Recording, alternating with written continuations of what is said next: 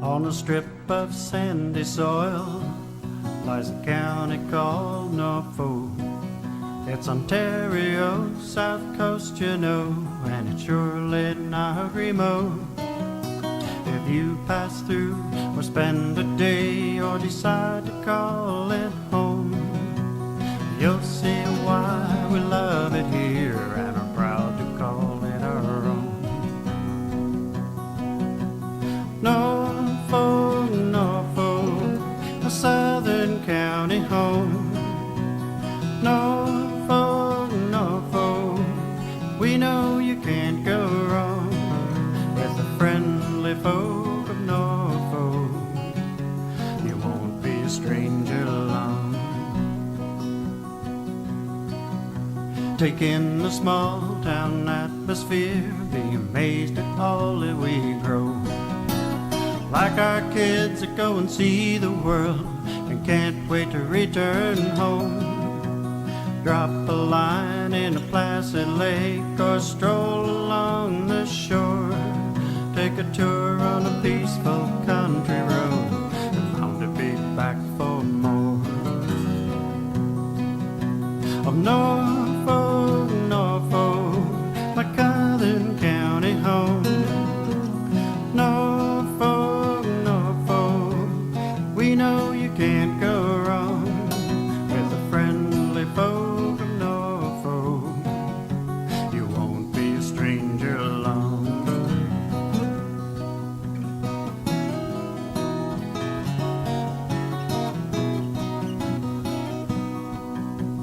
With hard work we built a dream that only willing hands could do.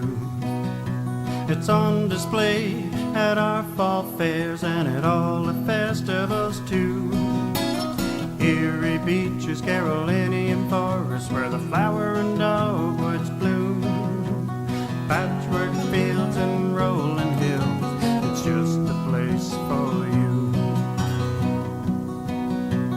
Norfolk, Norfolk, a southern county home. Norfolk, Norfolk, we know you can't go wrong with the friendly folk of Norfolk. You won't be a stranger long. Norfolk, Norfolk, Norfolk, Norfolk, you won't be a stranger long. On a strip of sandy soil lies a county called Norfolk. It's Ontario, south coast, you know, and it's surely not remote. If you pass through or spend a day or decide to call it home, you'll see why we love it here and are proud to call it our own. Norfolk, Norfolk, a southern county home. Norfolk, Norfolk, we know you can't go wrong with the friendly folk of Norfolk. You won't be a stranger long. Take in the small town atmosphere, be amazed at all that we grow. Like our kids that go and see the world and can't wait to return home. Drop a line in a placid lake or stroll along the shore. Take a tour on a peaceful country road and bound to be back for more. Of Norfolk, Norfolk, my southern county home. Norfolk, Norfolk, we know you can't go wrong with the friendly folk of Norfolk. You won't be a stranger long.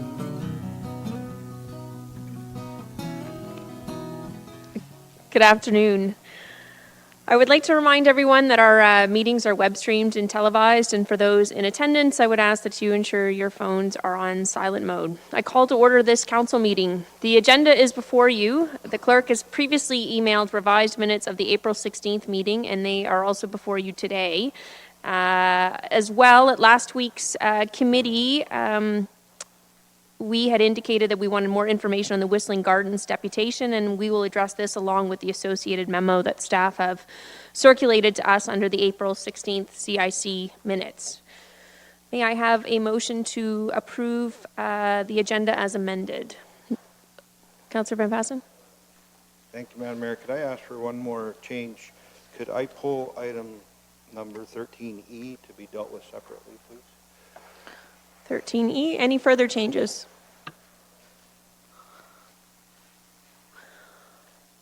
Okay, could I have a motion then to approve the agenda as amended? Councillor Taylor, and seconded by, don't everybody jump up at once, Councillor Huffman. All those in favor? Carried. Are there any declarations of pecuniary interest today? Councillor Van Passen. Thank you, Madam Mayor. Believe it or not, I have a potential conflict on item number 13E, which is bylaw 15Z-2019. Okay, thank you, Councillor Van Passen. That's noted. Okay, moving on now to the public hearings for today. First up is staff report FS 19-12. That's regarding the updated development charges background study and proposed development charges rates. I will now open the public hearing under the Municipal Act under development charges. All members of the public wishing to speak will be afforded the opportunity. First, though, we will receive an update from Peter Simsisko of Watson and Associates. Mr. Simsisko. Thanks for joining us. Thank you for having me.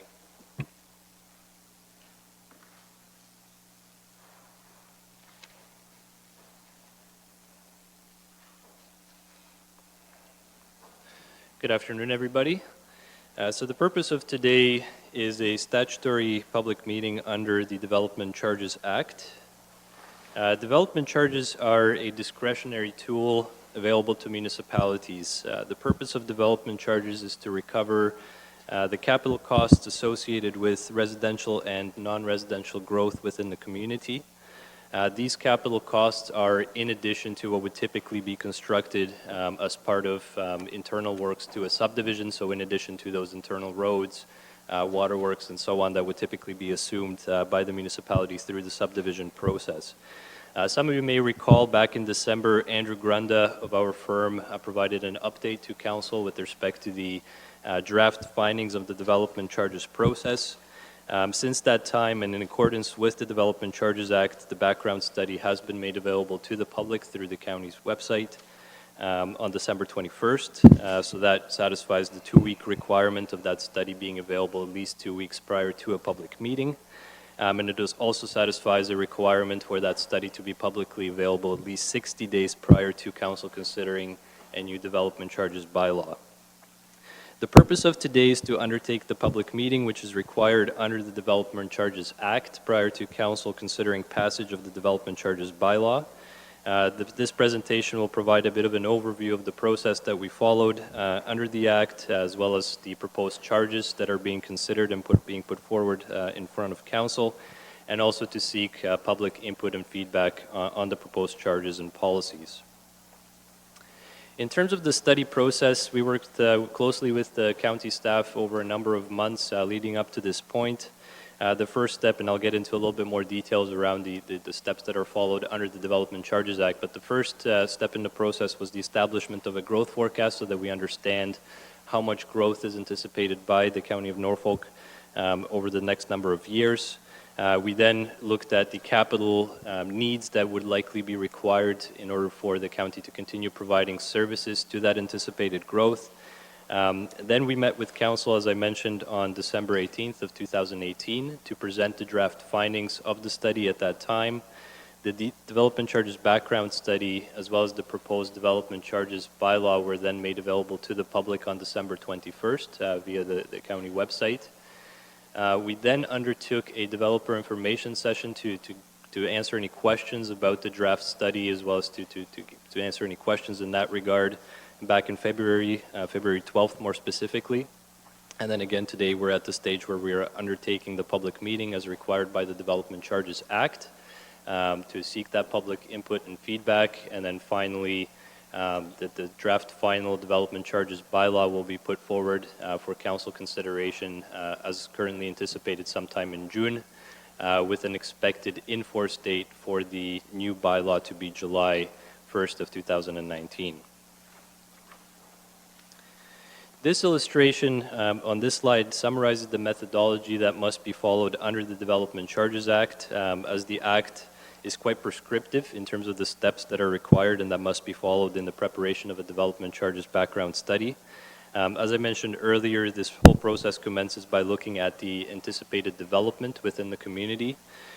There are a number of time frames that must be considered under the Development Charges Act. Some services, these are the softer services, if you will, such as libraries or general administration, are confined to a 10-year forecast period, while the harder services, such as roads and related, water and wastewater infrastructure, those needs can be considered over a longer time frame to recognize the longer-term servicing requirements in that regard. Having established the growth forecast, we then have to establish the anticipated increase in need for service that will result from that growth. There are a couple of tests that we also must meet. We must ensure that there is an expression of council that these needs will be met. This is to prevent us from just coming up with a wish list of projects as part of the study process. So that's where we rely on items such as the previous development charges study, for example, and the projects that were identified in there, looking at whether those are still required to service future growth, and looking at various other items, for example, master plans of various types to inform those needs. We also have to measure those needs that are then identified in light of the average level of service that has been provided over the previous 10 years. And this is to ensure that the level of service is not being increased relative to that average 10-year historical level of service. We then give consideration of specific capital projects and what share of them could appropriately be funded from development charges. We're also making recognitions for things like where there would be a benefit to existing development. So for example, if a widening of a road is being proposed as a result or to better service future development, then there's typically a certain component or aspect of that project that would also benefit the existing population and employment base. In terms of the replacement of the existing surface of that road, for example. And then in the yellow boxes, in the illustration that you see in front of you, there are a number of other deductions that have to be considered under the Act, such as a 10% statutory deduction for the softer services and a number of other deductions as well. Towards the bottom of the illustration then, in addition to these capital costs or these specific projects that have been included in the calculation, we also have the ability to include financing costs, so interest. And this is to recognize that sometimes there's a difference in terms of timing between when projects are anticipated to occur and the collection of the development charge revenues to help offset those costs. So something that we have done as part of the development charges study, we have taken the cash flow approach that takes those cash flow considerations into account, and the calculated development charges take those numbers into account.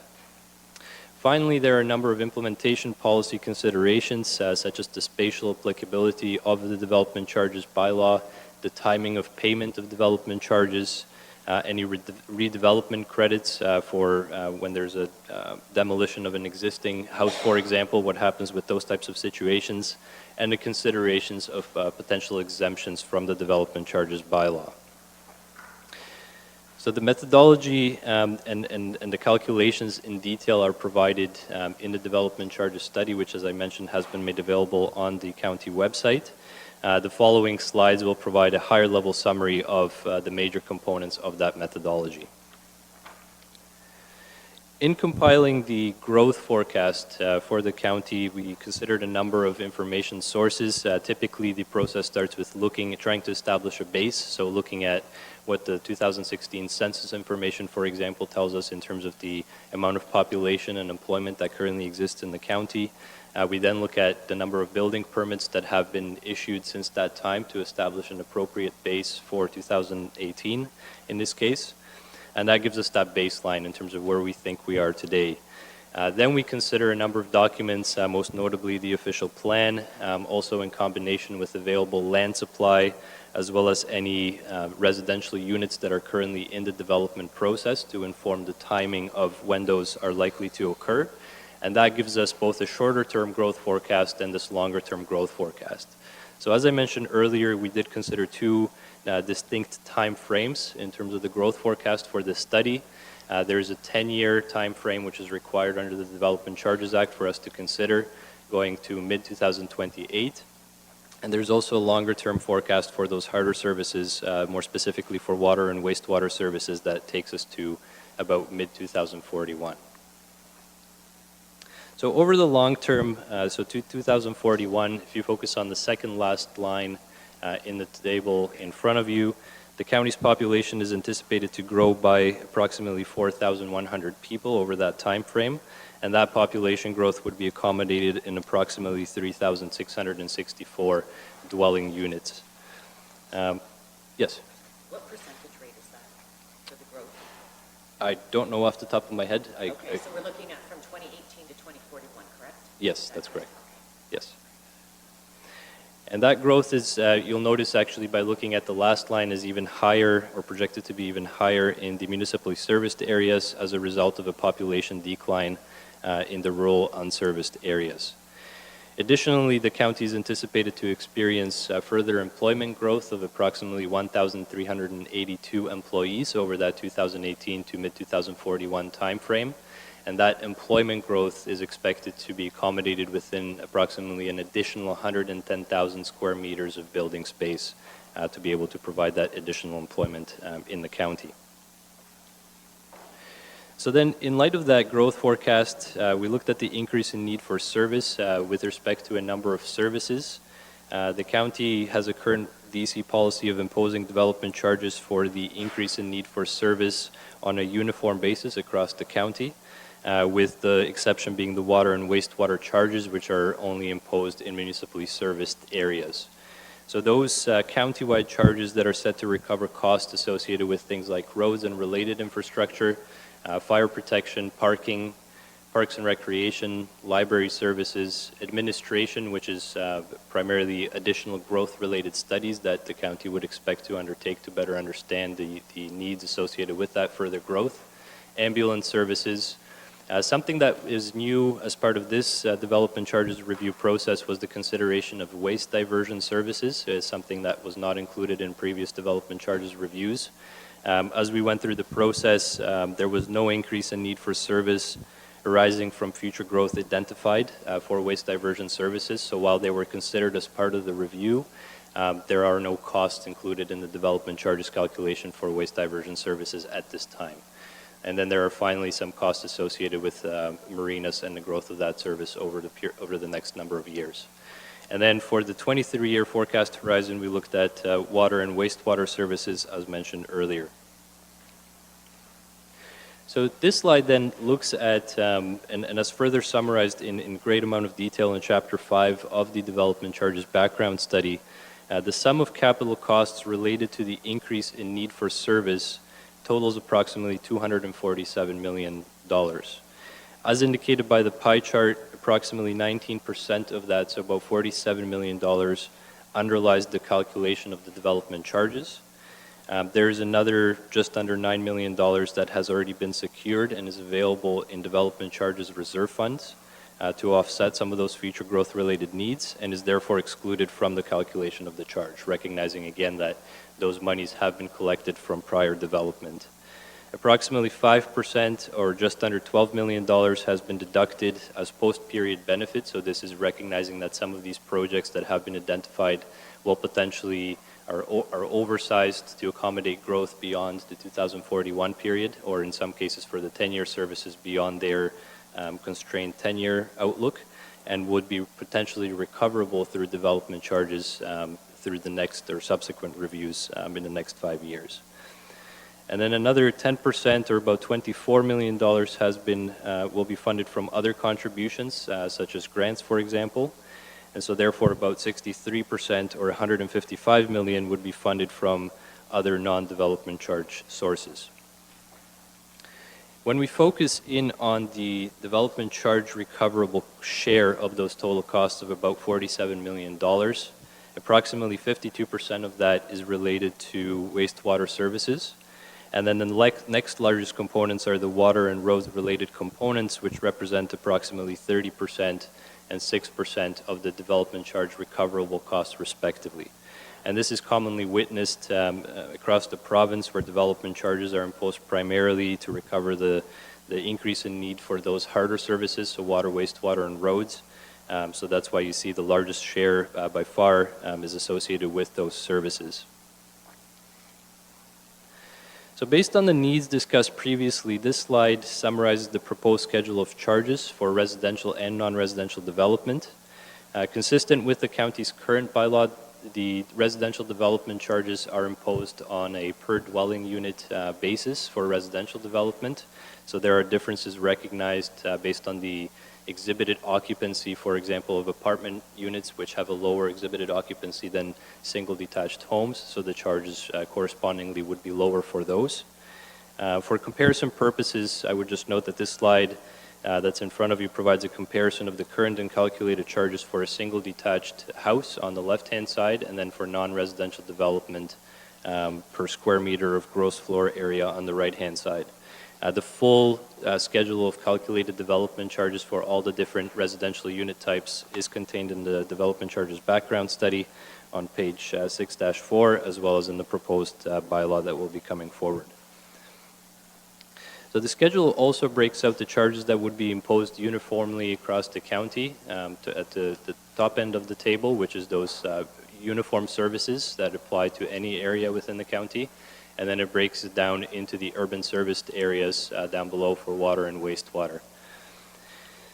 For a single detached house, the charge in the rural area, based on the table that you have in front of you, would be approximately $5,778.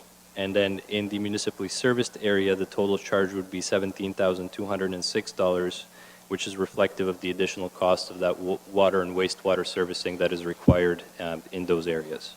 And then similarly for non-residential development, the charge as calculated currently for the unserviced areas would be approximately $27 per square meter of gross floor area, and in the serviced areas of the municipality it would be just over $111 per square meter of gross floor area. So comparing the proposed schedule of charges to those that are currently being imposed by the county, for a single and semi-detached unit in the rural unserviced area, the charge is increasing by approximately 14%, or $702. And then for development within the municipally serviced area, that charge is increasing for that single detached house by just under $2,600, which is an increase of about 18% relative to the current charges being imposed. For non-residential development in the municipally serviced area, the charge would increase by approximately $46 per square meter, which represents approximately a 70% increase relative to the current charge in that regard.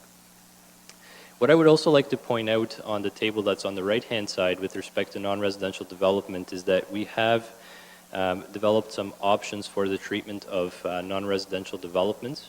The practice currently in the county is to charge all non-residential development a uniform charge. So regardless of the type of non-residential development, it's a uniform charge per square meter of floor area. We have also looked at what those charges would be if the county opted to differentiate between industrial and non-industrial uses. The thinking there is that the industrial type developments tend to have a lower employment density per unit of floor area relative to other uses. So the resultant increase in need for service on a per unit of gross floor area tend to be lower for the industrial type developments relative to non-industrial developments. Where this is also important, and we'll talk about this a little bit more when we get to the policy section of the presentation, the county's policies currently exempt industrial development from the payment of development charges. Those exemptions under the Development Charges Act cannot be made up by increasing the rates on other types of development. So effectively, reducing or exempting industrial development from the payment of development charges results in a revenue loss to the municipality, which cannot be made by increased development charges from other types of development and would therefore have to be funded from non-development charge sources.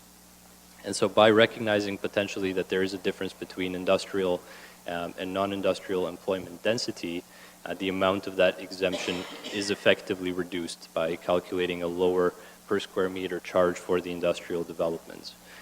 On the other side of that, however, as you'll notice from the table, if we calculate these differentiated charges for commercial and industrial developments, the commercial charges tend to be a lot higher than what would come out of a uniform calculation to offset those lower charges on the industrial side.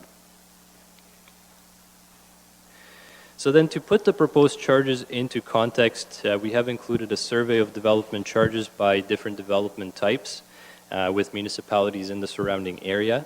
As you will see in this slide and the subsequent slides, we have included not only the lower tier charges where they apply, but also the upper tier charges as well as education development charges where applicable to provide a more comprehensive picture of what those total development charge obligations would be in the different municipalities. It is also noted that a number of the comparator municipalities that are shown on this slide and the subsequent slides are currently undergoing similar reviews. This goes back to when the Development Charges Act was enacted, and most municipalities are on a very similar time frame in terms of updating their development charge bylaws. And so these are subject to change. We have reflected, for example, for Haldimand County, which is a little bit closer to passing a new development charges bylaw, both their current charges as well as what is being proposed there, subject to council approval. A number of the other municipalities, most notably the Oxford County municipalities of Tillsonburg and Norwich, are currently undertaking updates as well, as is Oxford County itself. So those charges may go up and down in the near future. The city of Hamilton is also in the middle of a development charges update, as is Brant County. And then Brantford has just recently passed a new development charges bylaw, I believe effective just fresh in April. So currently in Norfolk County, development charges for a single detached dwelling within the municipally serviced area would total approximately $14,615.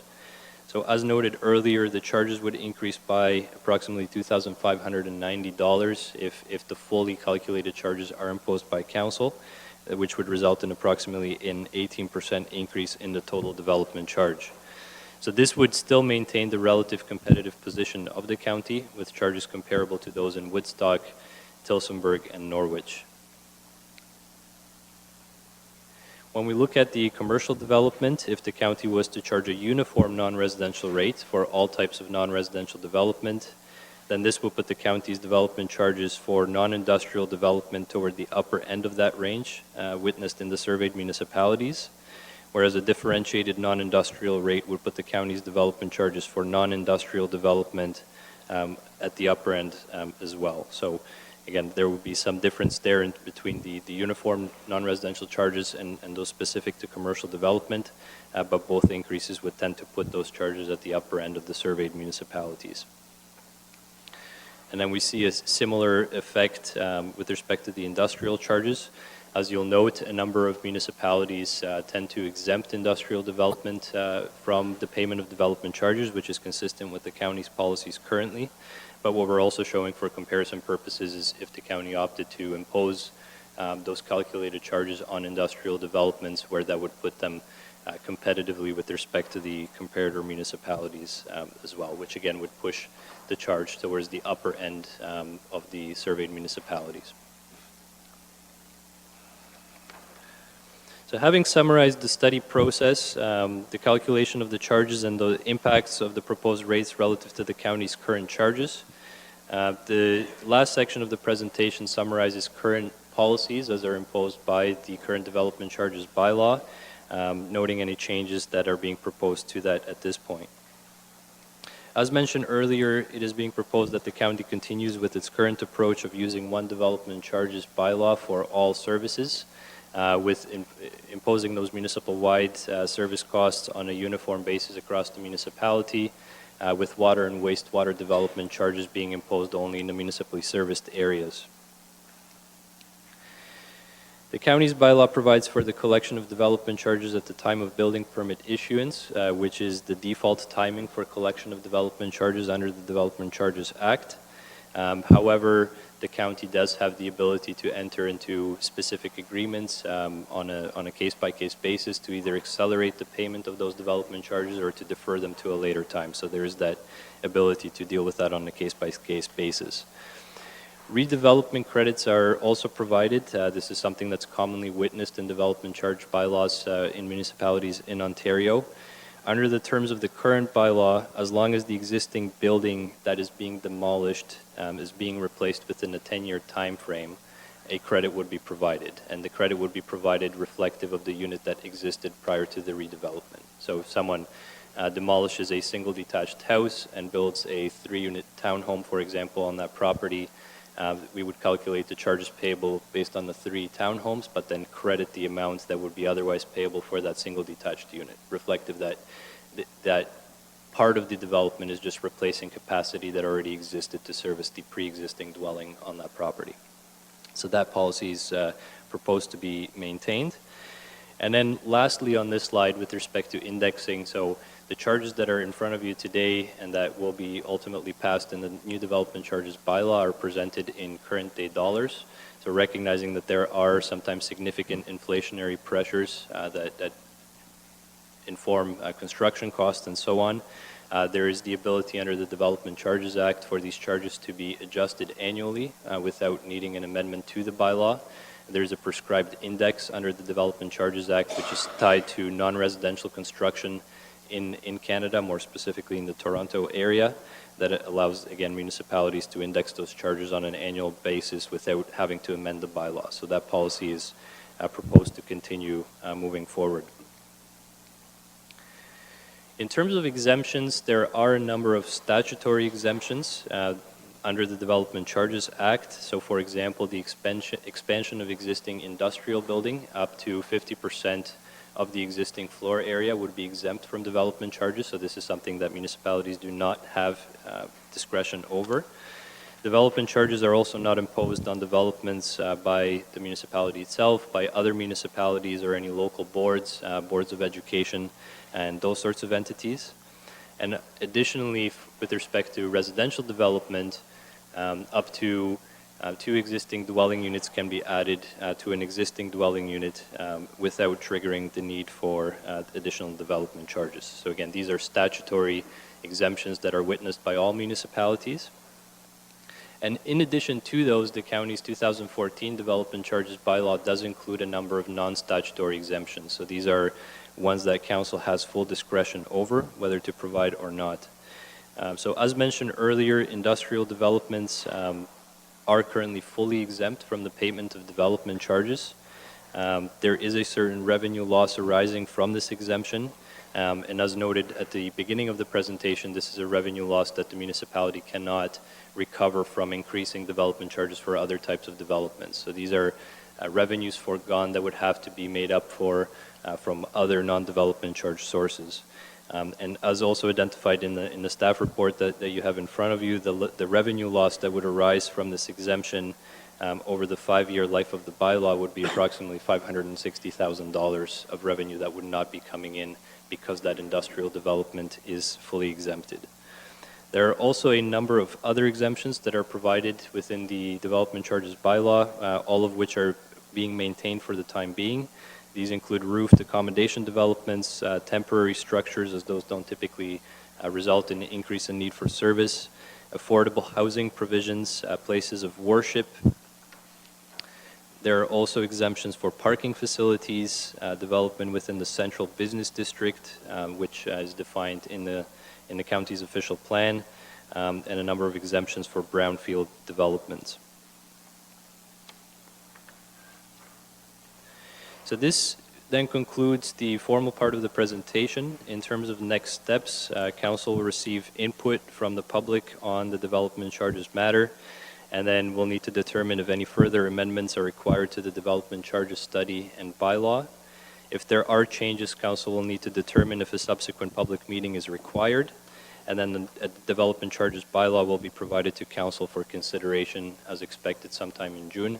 And right now, it's envisioned that the effective date of that new bylaw would be July 1st of this year. Thank you, Mr. Cisco. Any questions of councillors? Councillor Van Passen. Yes, thank you, Madam Mayor. I had a question on the exemptions. Yes. Is it possible or legal to exempt a bunch of those things from the county-wide portion, but still charge them for the water and sewer portion? Yes. Thank you. Councillor Martin. Thank you, Mayor Chop. A few slides back, I don't recall if it was residential or commercial, but we were, Haldeman County was considerably lower than us. Would it be fair to say that they're potentially lower in their rates because they hadn't undergone a review recently? Or what's, a similar municipality, why would their fees vary considerably from ours? So there could be a number of reasons for that. They did undergo a review very recently and are just in the process of considering what to approve in terms of development charges. We could further review what their composition of residential to non-residential development is. If, for example, is the case that they have relatively more residential development when compared to non-residential development, then a larger portion of the overall cost would be borne by the residential sector. So, which would mean that the non-residential charge would be comparatively lower. That could be just one reason for that. Okay, thank you. So we were double the commercial, essentially double the commercial of Haldeman. And then when we looked at industrial, Norfolk County was projected to be on the top end, comparative, even above Hamilton, compared to where we were previously. So I guess for someone who doesn't have much experience with this type of analysis and development charges, I just wonder how, comparatively, how we explain that, or how we extrapolate those results and say, we're very close to Haldeman in this sense, but in this type of commercial or industrial development, we're all the way on this far end of the spectrum. That just didn't quite make, I was just trying to maybe understand how Absolutely. you came to that. And it's something that we can, I wouldn't be able to answer that in this moment, but it's something we can certainly look into and provide that feedback through staff back to you. Okay. One additional question right now. We talked about the index to adjust annually without the bylaw amendment. Is that something that comes, maybe Ms. Dusling can answer, through to council as a user fee adjustment? If you were going to rely on the index and you were going to vary the fees annually, would that come before council at all, or?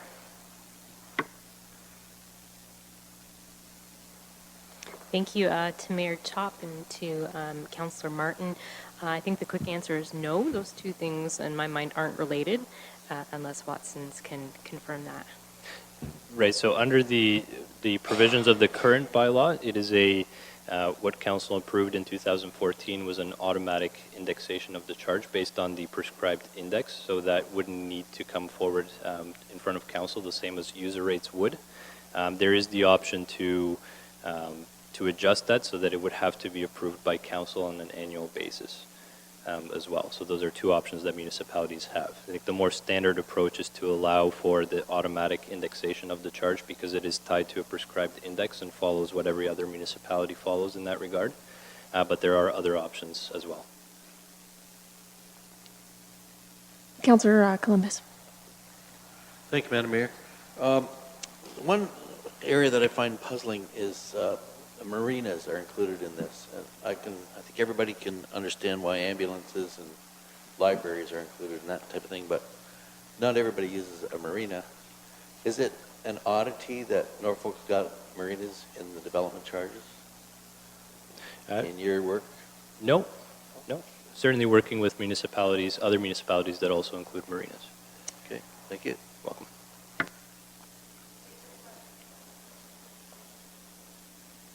Thank you, Mayor Chop. Okay, so just a quick question. I'm going to do layman's terms. I prefer that. When you were talking about the rural development being exempt, so are we essentially speaking about someone who would be building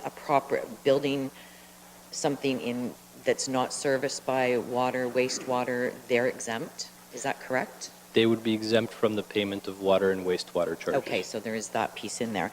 So, and then again, when you're looking at the 14% and an increase of approximately $702, so essentially the fees that are already in place are being collected, so that is the difference that someone would see for a residential piece, correct? Correct. Understanding it right? And I just wanted to make note, in terms of the exemption for the industrial piece, that they're exempt, I think you had said 50,000 square feet? I forget what the... So there are two parts. There's a statutory exemption under the Development Charges Act, which says that an existing industrial development can add up to 50% of their existing floor area without triggering development charges. Without, okay. And just to clarify, I guess an offset for that for the county would be that if someone is expanding to that rate, it would be fair enough to assume that they're bringing more jobs into the community. Could that be seen as a bit of an offset there? Presumably, yes. Okay, all right, thank you. I have a question. Maybe you could kind of help me resolve the following dichotomy. I know that planners and politicians certainly love development charges because it helps to fund much needed infrastructure.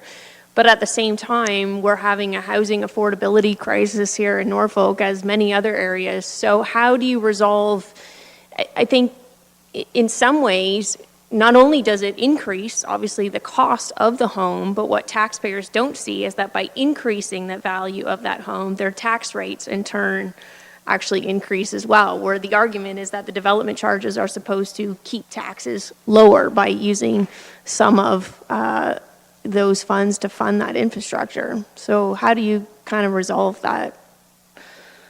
That's an interesting question. It's certainly, I think to your point, yes, if we increase the cost of new housing, then overall the valuation of housing goes up. I think when we look at the overall assessment pool, if it's all growing at approximately the same rate, there wouldn't necessarily be an impact overall on the taxes. But it depends. If certain types of housing are increasing faster in value, then potentially there would be that impact felt through taxation as well. Correct. And further to Councillor Columbus's point about the marinas, there's not just I mean, when we look at the ambulance versus marinas, it's almost a 6.2% difference for the marinas. How can we account that, 60,000 plus constituents, where is that contribution to our marinas, or how do we ensure that that money is actually how does that charge come into being? I know you're not looking at changing it, it's what it's been in the past, but how would that have been calculated in the past? So the way that it's calculated is we look at specific growth-related needs that have been identified based on a number of information sources. I believe for the marinas service specifically, we have relied on what has been included in previous development charge studies and just looked at whether those needs are still, or expansions, for example, are still envisioned for the future and maintain those. So it's looking at what additional infrastructure would be needed to accommodate future population growth in a municipality. So when we're looking at affordable housing, why would somebody that's building a home in Simcoe be responsible for 6.2 times the amount that they would spend on an ambulance on a marina in Norfolk County, when our marina is meant to be profitable? So there are certainly options to, especially, and this is coming up quite frequently with respect to affordable housing, there are options to provide various incentives or exemptions, whether full or partial, to affordable housing developments. There are some included under the current bylaw as well. And it's something that we could look at or provide some input on as to what other municipalities are doing in that regard as well, if that would be helpful. That was actually going to lead me into my next question. We have a number of people that come forward from time to time with, Habitat for Humanity or different groups that want exemptions from development charges.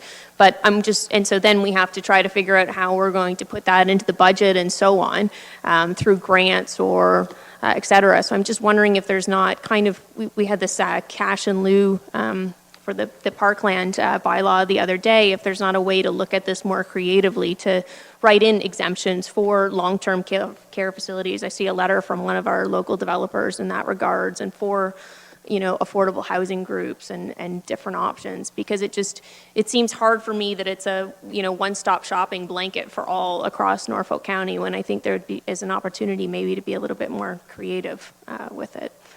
Absolutely. And again, I think it's the role of the non-statutory exemptions is just that, to reflect those special circumstances as are felt appropriate by council of any particular municipality.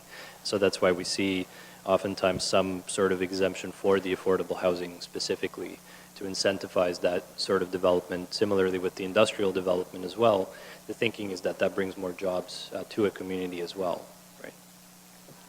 Thank you. Any further questions? Councilor Van Bassen. Thank you, Madam Mayor. I had one of those same questions about why marinas are on there, but am I mixing up the fact that the county actually owns a couple of marinas with development? If a private entrepreneur wants to come in and build a marina, what would the calculation be on the development charges they would have to pay on that? Is that a commercial development that's so much a meter? How do you calculate that? I would have to review the bylaw in more detail, but just off the top of my head, I would guess that they would be calculated based on the non-residential rates, but it's something we can follow up on with you to clarify. Thank you. Any further questions? Thank you, sir. Thank you. I'd now like to open up the floor to any members of the public that are here today that wish to speak to the issue of development charges.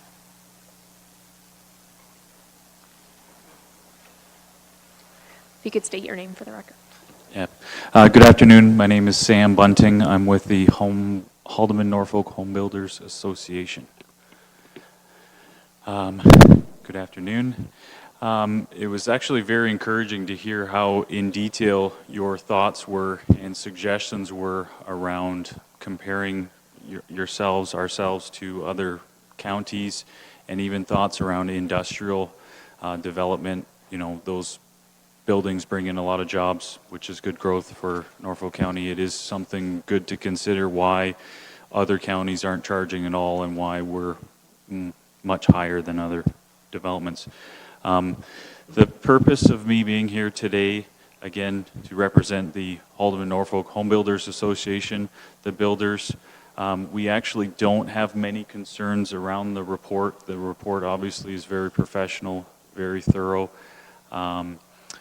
More so, we do have concerns around when the development charge takes place or takes effect. From our understanding, it takes effect July 1st. With the home building industry, we find that when we advertise our pricing, a lot of times we sell homes 4 to 6 months before we even start construction of these homes. So a 2-month from now would be about 2 months. Many of our contracts, we've given prices to clients. The development charge increase in many cases would come right out of our bottom line. Our request today is that you can consider postponing the increase either to January 1st, when there's not as many builds happening after that time, or you can consider staging the increase maybe as of September 1st and January 1st, as those two options would better suit our industry and help support us as builders. Makes sense. Any questions from councilors? Councilor Martin. Thank you, Mayor Chop. Through you to Mr. Bunting. Just curious, what is the conversation and dialogue like out of the Haldeman Norfolk Home Builders Association when we just looked at varying cost and development charges through those municipalities? Like, do builders in one county versus another, are they, just curious. Okay, so to give you some feedback, a lot of our association members are building in Norfolk and Haldeman. Haldeman has been traditionally lower development charge rates. I believe, and I'm sure the presenter previous to me can find out, but I believe Haldeman County is going through a much larger increase this year from what I've heard from rumors, it was going to be in the upwards of $6,000 or $7,000, which would get them more on par with Norfolk County, which does make more sense. Yeah, does that answer your question, or did you? Yeah, yeah. Councillor Taylor. Thank you, Madam Mayor, and through you to Mr. Bunting. Was the Home Builders Association at any of the public hearings and put their concerns forward about the July 1st date? Had that been on the record prior to today? Prior to today, no. The first I learned about this was at the development session on February 12th. And we had a recent members dinner right after that, and we had even the chief building official at that dinner February 18th or so, and we specifically asked him about the increase, and he actually didn't know about how much the increase was or even when it was taking place. So we've kind of did some more digging and found out more of the details. Thank you. I think Councillor Taylor, would that be traditional then in other municipalities that they would give a longer lead time than a couple months? In the past, yes. In the past, we've, I know, going back 10 years ago, my dad was up here doing this, and I think at that time it was around a $5,000 increase, and they actually staged it in 3 different increases. And I believe the last one 5 years ago, the request was to extend it to January 1st, and I believe that was done for the last one as well. So, Thank you. you're welcome. Any further questions? Awesome. Thank you very much. Any further speakers? Okay, in that case, if I could have Councillor Columbus? Madam Mayor, I was wanting to ask the staff whether we did budget for an increase, or can we wait till January 1st? Through you, Madam Mayor, to Councillor Columbus, we don't budget for development charges. We base it on the expected capital projects that we want to fund with those development charges. Peter and I worked to figure out if we did extend it to January 1st, it would be at a high level estimate, it would be approximately $200,000 in revenue that would be lost as a result of extending it to January 1st. Those development charges are collected and put into reserves, and those charges are specifically for the capital projects related to growth. Thanks, sir. Councillor Martin. Thank you, Mayor Chop. Through you to Mr. Johnson, did you go as far to look at a staged or a phased approach of September and January? Through you, Madam Mayor, to Councillor Martin, we just looked at the January 1st date, so anywhere in between, you take that amount and you prorate it based on that. Anything further? Okay, if I could have a motion to close the public meeting. Moved by Councillor Huffman, seconded by Councillor Michelli. All those in favor? And that's carried. Does anyone wish to move the staff recommendation or propose an alternative? Councillor Van Passen. Just, thank you, Madam Mayor. Follow up to the treasurer about my question about splitting out. Like we are proposing to grant a bunch of exemptions completely, but we do collect money. The wastewater and water budgets are different money. That's a user pay system. Now, does it seem reasonable that we would sort of collect or exempt certain categories from the overall expense, but if they're going to be hooked up on town water and sewer, that they still have to pay their share of that? Is that even possible or logical?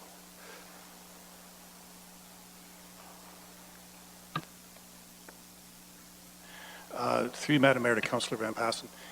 So the way the development charges are set up now, the residents or the development in the rural areas would be exempt from the water and wastewater charges. And exempt perhaps isn't the right word. It wouldn't it wouldn't qualify for it because there isn't any projects in those areas. Obviously, there's no pipes in the ground. Now, those charges would be in the urban areas, and if we decided to exempt any of those charges in the urban areas or any of the other exemptions for that matter, the DC Act states that we have to use the levy to come up with those same funds. So, for example, we exempt the industrial currently, and as Peter mentioned during the presentation, over the 5-year period, that's approximately $560,000 that we would have to come from other revenue sources. What Peter didn't specifically say, and he wouldn't know this otherwise, is that it would have to come from the tax levy. So, because we don't have any other revenue sources to make up for it. Councillor Van Passen. Maybe I'm not explaining this quite correctly, but according to the report, I will give an example. We exempt all developments in the boundaries of the central business districts. Okay, you want to get development in the business district. Is it make sense that we'll exempt them from the one portion, but they still got to pay their share of the water and sewer because they use water and sewer? That's what I'm trying to get at. Through you, Madam Mayor, yes, I understand your question. Okay. Definitely that can be worked into the bylaw to have that kind of flexibility. I just think it's maybe a little bit give and take where, so now you get a little bit more money from those sections from the central business district on the water and sewer, and then to encourage other types of, whether it's affordable housing or so on, we make some additional exemptions elsewhere just to think outside the box a little bit. Councillor Huffman, I saw you. Thank you, Mayor Chop. Just in terms of the affordable housing piece, it kind of keeps sticking in my mind. So would it be feasible to put something in there that if a house is being constructed under a certain dollar value, that there could be some exemption or play with the fees, I guess? Is it?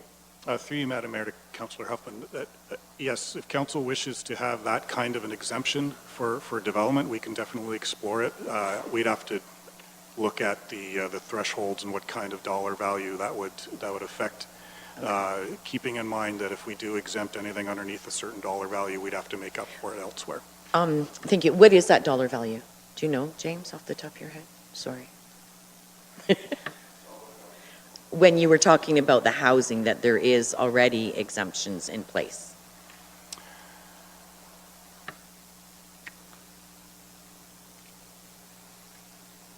Oh, okay. Sorry, through you, Madam Mayor.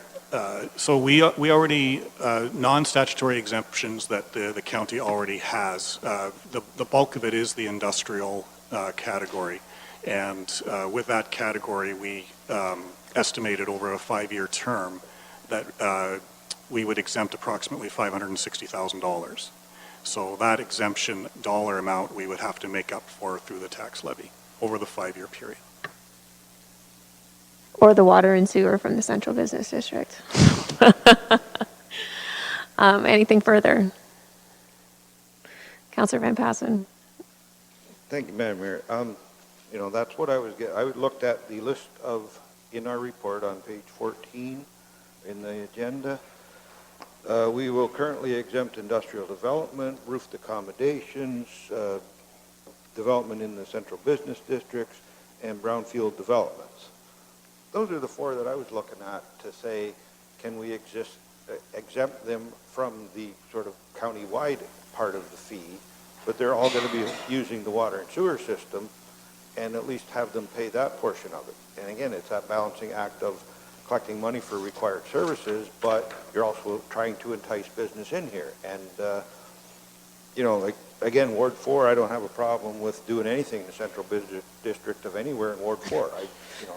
Pretty good with that, and all my merchants in the central business district of Ward 4 will back me on that. But that is the question, and I leave it to the rest of council to look into that more. And since I'm standing anyway, how about we get rid of the $412 part of the fee to upgrade our marinas that make money? It just makes no sense to me. Just because the other kids are doing it, that doesn't mean we have to do it too. And I think we should just lop that off of the fee, and it's still going to work out to an increase, but I cannot see the logic of doing it. Okay, does anybody have a motion then that they would like to make in that regard?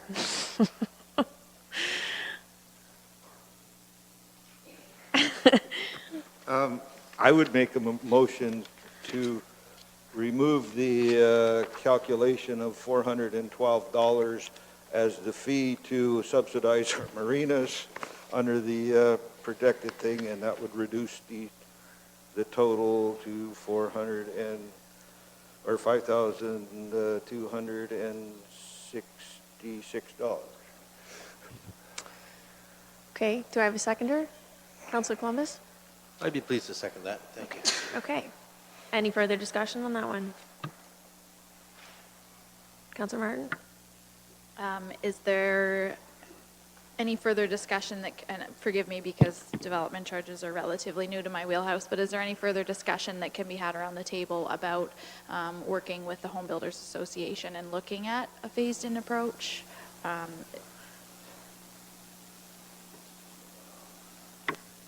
To follow. Councilor Hoffman? Okay. If I could, thank you, Madam Mayor. Peter, I don't mean to put you on the spot, but I just want to confirm and make sure everybody understands. If we exempt the $412, we'd have to make up for that with other existing revenues as well? Okay, so just for council to understand, any exemption that's non-statutory that we decide to do, the tax levy needs to make up for it. Councilor Van Passen? Thank you, Madam Mayor. I might be new to this whole development charges thing too then, but we need to collect that money so that we can use it to fix marinas.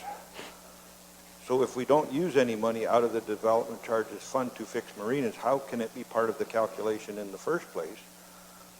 What subsidy or what do we fund in the marinas that we have to take money out of the development charges reserve to fix it?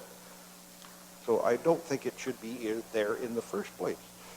I think this is how they coined the term cash grab. Councilor Michelli? Thank you, Madam Mayor. I'm just wondering, are we sure, and I guess this is to Councilor Van Passen's, motion here, are we sure that all of our marinas make money? I hope that's a question, I think, for staff. Yes, so I'm aware that we have two, I guess. Councilor Van Passen, thank you for stating the obvious, but okay, we have two. One does not make money.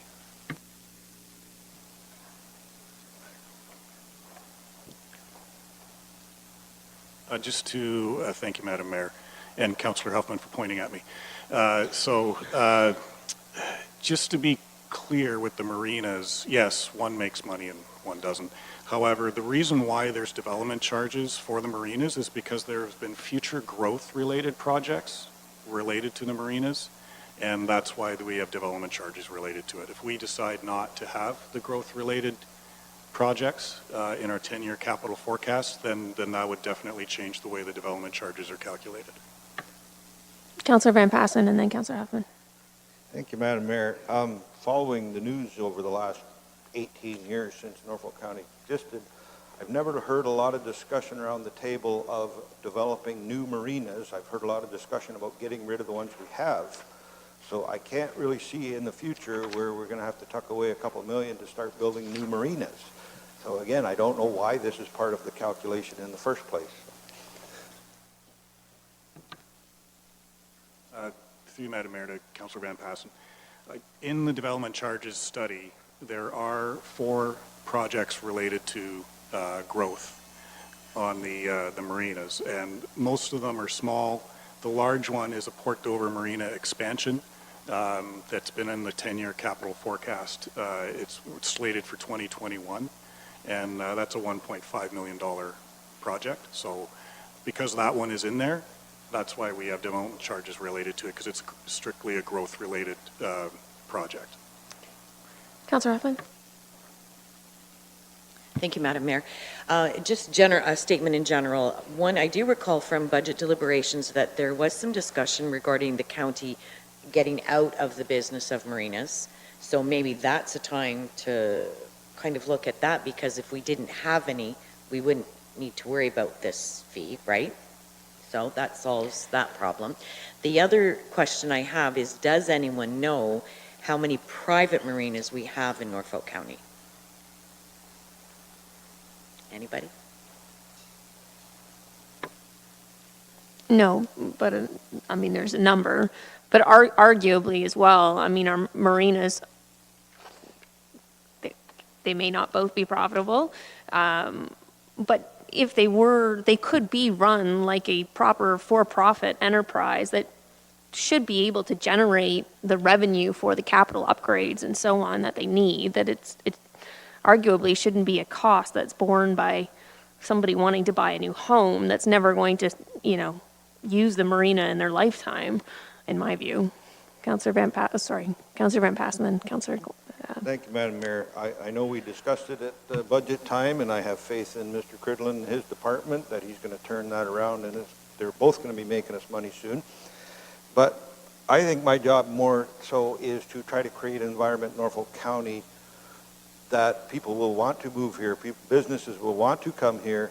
If the people move here, the businesses come here, the private entrepreneurs will look after building the new marinas. So if we can keep the development charges where they're reasonable and make it a nice inviting place so that the business and people want to come to, they will bring their boats with them. They'll be looking for new marinas. Some smart entrepreneur will develop a new one on their own, and they won't need a government subsidized marina to park their $100,000 boats in.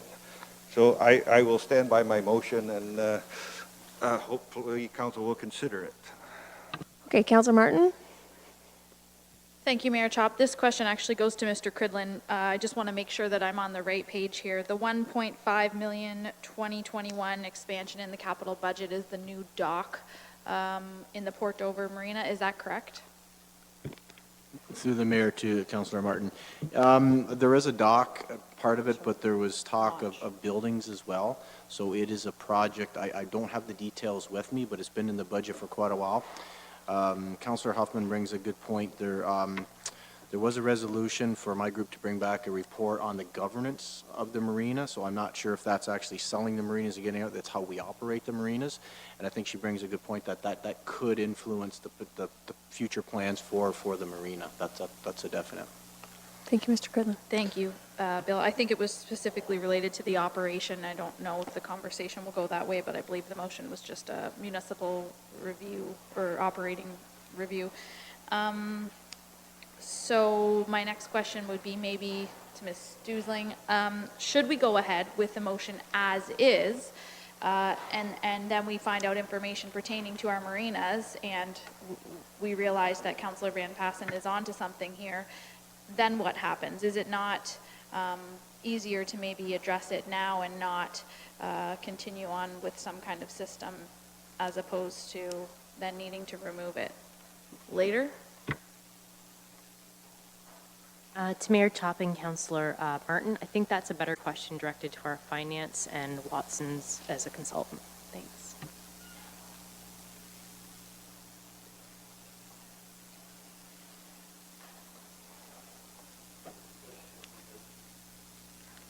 So the question would be whether it's better to address the issue right now and go forward with the motion to remove that aspect of the charge, or to deal with it later.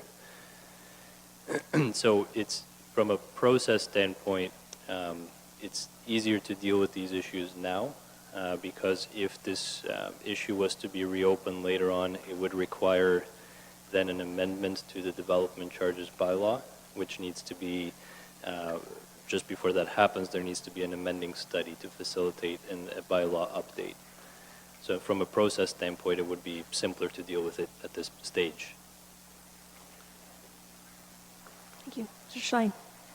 Through you, Mayor, maybe to James. I'm a little concerned that Council might not have all the information to make this kind of decision on Councillor Van Passen's motion, because if indeed we do need the capital for that marina, and we have to offset that with the tax levy, what is that impact Do you have that information?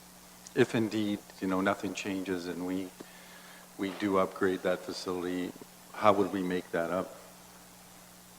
Through you, Madam Mayor, to the CAO, the $412 would have to be made up through the levy, and so that would be that charge times X amount of homes that are being developed every year.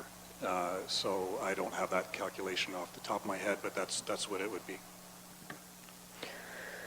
Councillor Van Passen. Thank you, Madam Mayor. If that is correct, then down the road, if we don't put money into the marina, do we have to give the money back that we've collected?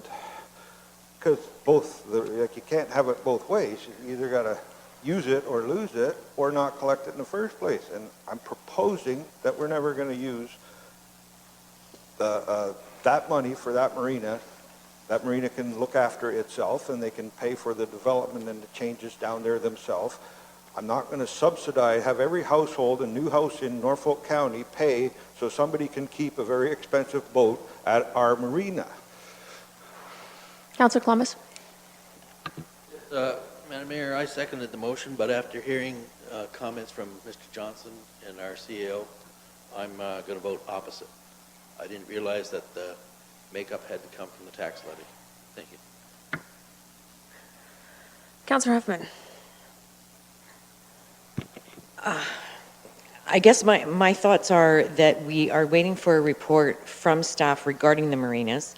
I do like the fact that you had mentioned, Mayor Chop, about them becoming financially profitable. I think that's something that our marinas could do if that's the route we choose to go.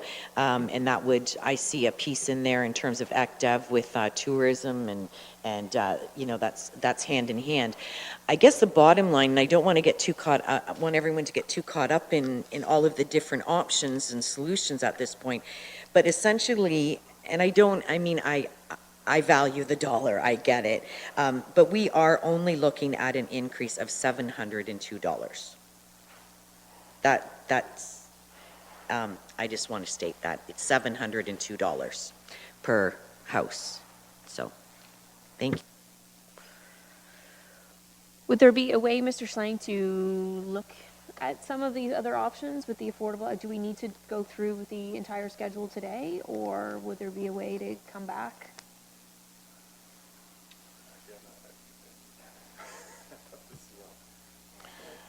Through you, Madam Mayor, the purpose of today was to get feedback from the development community and from council based on the bylaw presented to you today. And anything that council would wish to amend or change, if we had direction on that, either through a resolution, it's probably the best bet. Then we have a report coming back in June, and the purpose of that would have been the bylaw with any changes that it was required. And keeping in mind that we have, unless council changes it, the July 1st start date on these rates, unless council decides to amend that as well. Councillor Van Passen. Thank you, Madam Mayor. Just one more point. If this $412 for marina never should have been included in the study in the first place, why would the money have to be made up in other sectors? We just delete that line out of there, and we didn't count it to start with. You can't tell me then you have to add it to somewhere else to get the money from, because we're not going to get the money. So through you, Madam Mayor, to Councillor Van Passen, and I'm going to ask Peter again to come up to the mic. So these development charges are based on the 10-year capital plan that we saw this year. And in that capital plan are some marina-related projects, and some of them are based on growth. So that's what these projects are. So that's what we have to work with in order to provide your development charges you see before you today. Now, if council decides to not do that project, either through a motion and by virtue eliminating that charge, that's where I'm going to ask Peter to come to the mic and explain what would happen with that. Yes, so to answer the question, there are I guess, two distinct options here. One is if council wishes to proceed with the study and the bylaw as is right now, the council has the option to exempt the marina portion of the development charge. The alternative option is to revise the background study itself, to either remove the service altogether or to remove some projects from the list. We would have to issue an addendum to the background study, in which case, if, for example, the direction was to remove the entire service, then it would not be an exemption. So it would not, I mean, the money's still coming from somewhere, but it would not be an exemption under the Development Charges Act. So what we can do is assess the magnitude of impacts and provide that information back to council through staff, and a determination can be made at a later date whether we need to issue an addendum to the background study. There is some time, I guess, that the nice thing is that although we were envisioning a enforced date of July 1st, the county's current bylaw does not expire until January 1st of 2020. So that does give us a little bit more time to address these types of issues before the bylaw expires, potentially. Okay, so we could take a vote right now then that in theory we want it out, but it would give you the opportunity to go back and assess it. Or to consider the option of To removing consider it, the sure. option. Perfect. Are we okay to take a vote then on that basis? That we would then give them the opportunity to, we can move to possibly to exempt the marinas, but it would still go back to the consultants to determine whether or not that was feasible. Councilor Rabbits? Thank you, Mayor Chop, and through the mayor to our council. I was just crunching a few numbers here, and at debate is removing the charge for marinas entirely, the 412. That would bring the dollar difference to an added $290 and an increase of 5.7% to the new home development. I'll be supporting Councillor Van Passen's motion to remove that. I think that's a happy medium to meet in the middle rather than looking at a 13.8% increase. You know, we'd be only looking at about 5.7%, and I think it would meet the intention of not subsidizing the marinas, and I think it would be prudent for us to deal with that issue right now. Should that motion fail, with your line of thinking, I guess we'll have a new motion to consider whether or not we want to exempt it or not. Okay. Just in the interest of moving things along here, I think we've debated this enough. So I'm going to maybe have you take a seat, if you don't mind, sir, and then we'll call the vote. Councilor Martin? Sorry, I just need a little bit of clarification here. We're passing or not choosing to pass this motion so that we can provide better direction to Watson to further. Should this motion fail, can we not just provide them with the direction to bring this information to us? Sure, but this would provide some additional clarity, is what I gathered out of that. Thank you. Okay, so mover and a seconder, and all those in favor? And that's carried. Opposed?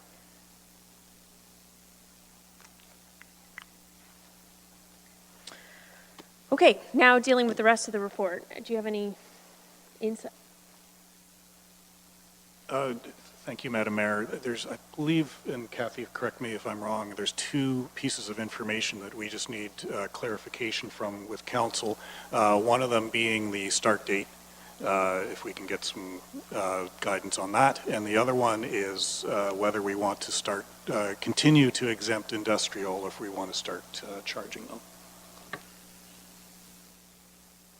Anybody?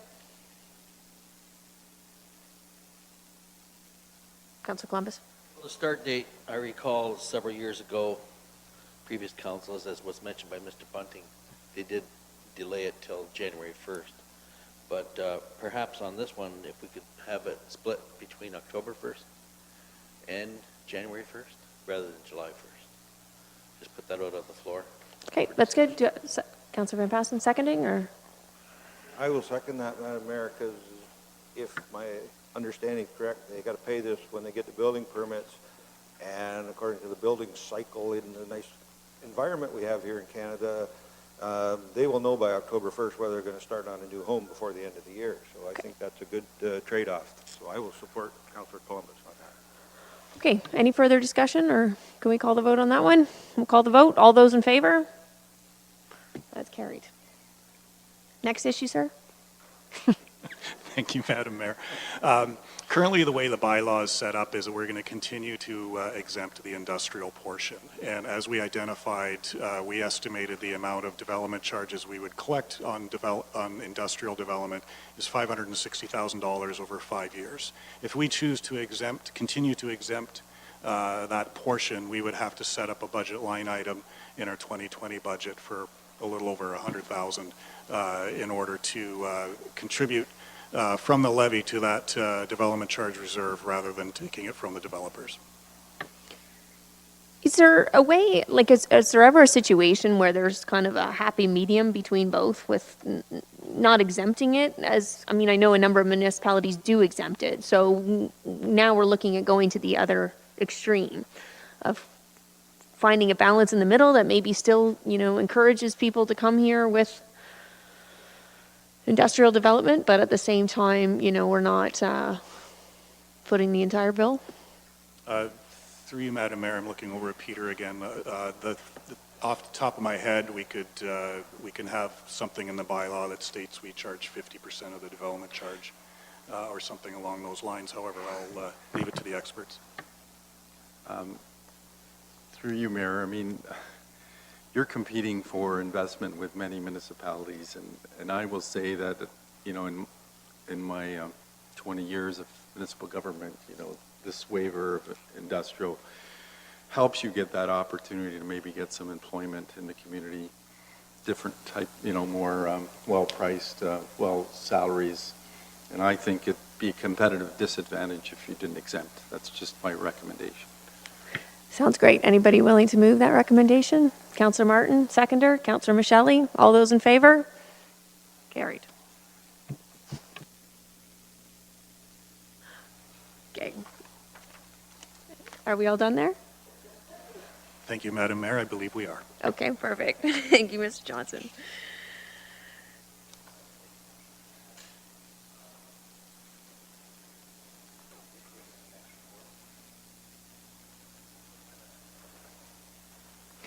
Okay, so next on the agenda is the presentation regarding the Long Point Causeway project by Parsons.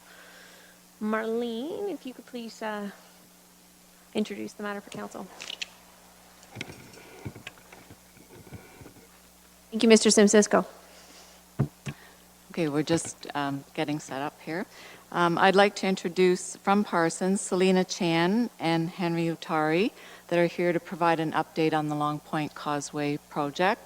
And we also have Dadine Assam from our county engineering department to answer any questions that might arise. So I will turn it over to you. I think the PowerPoint is ready. You got the thing? Yeah, okay. Welcome. Thank you, sir. Thank you, Madam Mayor, members of council. We're pleased to be here today to present the study report for the rehabilitation of the Long Point Causeway and replacement of the Long Point Causeway Bridge over Big Creek. The study area of the causeway is located near Long Point, and it's a two-lane road connecting the mainland and the Long Point Cottage community, and has been an important transportation purpose in the area. There's several key issues to address, mainly the deteriorating pavement requiring rehabilitation, substandard shoulder widths and roadside hazards, including existing trees and guide rails, and then the lack of adequate active transportation facilities. The bridge over Long Point and Big Creek is currently in poor condition, and there were emergency repairs completed in 2018. The wetlands in the study area are highly ecologically significant and provide habitat for numerous species at risk. Wildlife, road mortality, and connectivity across the causeway are two major ecological concerns, and recently a number of culverts and tunnels were installed to provide safe passage. Observations indicate that those tunnels are functioning rather well and have reduced wildlife mortality. The area is predominantly populated by cottages and a mix of residential and commercial properties, and there are also many seasonal visitors in the study area, including cottagers, bird watchers, anglers, and tourists. The study followed the municipal Class EA process. It's a formal planning process that must be undertaken prior to any road, water, wastewater construction projects. It was initially initiated as a Schedule B project. However, later in the study, following review, it was determined that it should be completed as a Schedule C, as the value of the project, and particularly the cost for replacement, exceeded the criteria for a Schedule B project. So as a Schedule B, phases 1 and 2 of the EA process were completed, and as a C, additional phases 3 and 4 were completed. The problem and the opportunity statement characterizing the study and why it's being undertaken is the existing roadway and pavement deterioration, the deteriorating condition of the Long Point Bridge over Big Creek, and the lack of and need for active transportation facilities along the corridor. So improvements are required to maintain a safe and functional road that is suitable for all road users. And in addressing the identified issues, opportunities for safety improvements along the corridor will be considered, including access modifications, removal of objects in a clear zone, and improving sightlines. So in the broad picture scheme, there were a number of solutions that were assessed for the Long Point Road portion. Do nothing is a typical alternative that's examined as a baseline for comparison. We looked at increasing capacity, adding travel lanes. We looked at rehabilitating the existing roadway, widening, accommodating active transportation, or constructing a completely new road. So the preferred large picture solution was to rehabilitate the existing roadway, widen it to 2 standard lanes with shoulders to accommodate the active transportation and safety needs and meet design standards, and then to incorporate bike lanes as well. The alternative solutions for the bridge again includes do nothing, which again is a basis of comparison. We looked at potentially rehabilitating that existing bridge or replacing it with a new one. And there are a number of methods to consider in the replacement alternative. So the preferred solution was to replace the existing bridge with a new one, slightly shifted on a new alignment west of the existing bridge so that we can meet clearances and maintain traffic during construction. So now that we understood that widening and repaving the road is the preferred solution, we looked at how do we accomplish that. So we looked at widening symmetrically about the existing center line. Do we widen to the east? Do we widen to the west? And the preferred design concept was to widen symmetrically. In terms of the bridge, a number of alternative concepts were looked at in terms of replacing it with a multi-span bridge, a single-span bridge. And when we looked through all and costed all the alternatives, it was a replacement with a multi-span bridge with demolition of the existing bridge as well. Key features in terms of the design: 2 3.5 meter standard lanes with 1.5 meter paved shoulders and gravel shoulders as well to provide both refuge for stranded motorists and to provide the active transportation facilities spoken of. Replacement of the bridge over Big Creek with a new multi-span bridge to the west of the existing. The recently constructed box culverts and tunnels would require extension to maintain safe passage, and safety improvements, access modifications as well are being proposed. And we spoke with utility companies, and the plan is to share trench facilities to install and bring in new infrastructure. In assessing the impacts and potential mitigation measures, there was an inventory of the existing natural environment, and an impact assessment was completed. It identified vegetation, fish sensitivities, species at risk. And in order to mitigate those impacts, we recognize there was a loss of wetland. However, we're proposing habitat restoration creation and or a Phragmites, which is an invasive species, removal program. Road mortality is a threat to the species at risk, so it's proposed to retain those wildlife passages and incorporate them, as well as to install exclusion fencing to prevent them from crossing up onto the road. For fish and aquatic habitat, prioritizing minimizing the footprint impacts within those areas. And there's also timing measures and erosion sediment control measures. There was an archaeology assessment done which encountered some artifacts, which led to a further archaeological study, and the conclusion of that was to conduct a stage 4, which results in recovery of artifacts. So that will take place during the detailed design phase. The Long Point Bridge also retains some cultural heritage value. There's a provincially mandated checklist that it is used to determine that, and the recommendation is to replicate the features of that existing bridge within the new design. Property requirements are minimal. It's only required on one side for daylighting at intersections. Traffic impacts during construction, it's going to be hectic, construction being what it is. The plan is to build half of the new bridge, put traffic onto that, while we demolish the existing bridge and then build the second phase. So it'll be a single lane of traffic for a period of time. In terms of public and agency consultation, notices for the initiation of the study were published in May of 2017. Public information centers were conducted in August 2017, and then a second one in January of this year. The notice of study completion has been published and the report is on the public record. A number of key technical agencies were consulted and will continue to be consulted as the project moves forward to the next phase. And that, for the future, off-road multi-use. A number of comments came forward regarding the multi-use path, and there were a lot of suggestions suggesting that we consider an off-road pathway. However, it needs to be recognized that that comes with additional environmental impacts, additional costs. It comes with a very complex property negotiation with the federal government and Canadian Wildlife Services, which is a very lengthy process. And we recommend that if a multi-use path off the road is to be considered, it be done as a separate exercise so it does not hold up the reconstruction of the bridge and the roadway, which is becoming urgent. So the recommended option of adding paved shoulders will accommodate active transportation needs. An off-road multi-use trail can still be considered as a separate initiative. When the original study was published on the record, a Part 2 order was received. Main concerns were that the county should be required to assume full responsibility for the long-term functionality and maintenance of the eco-passages and tunnels and fencing so that the infrastructure can fulfill its purpose. The second item was that the county be required to address inadequate amount of wildlife fencing. Currently there's about 5.5 kilometers of fencing. And also that the county conduct a 3-year monitoring program after construction to assess effectiveness. The Part 2 order was canceled by the ministry and the requester was notified, and then the study subsequently proceeded to a Schedule C, and there was another public meeting.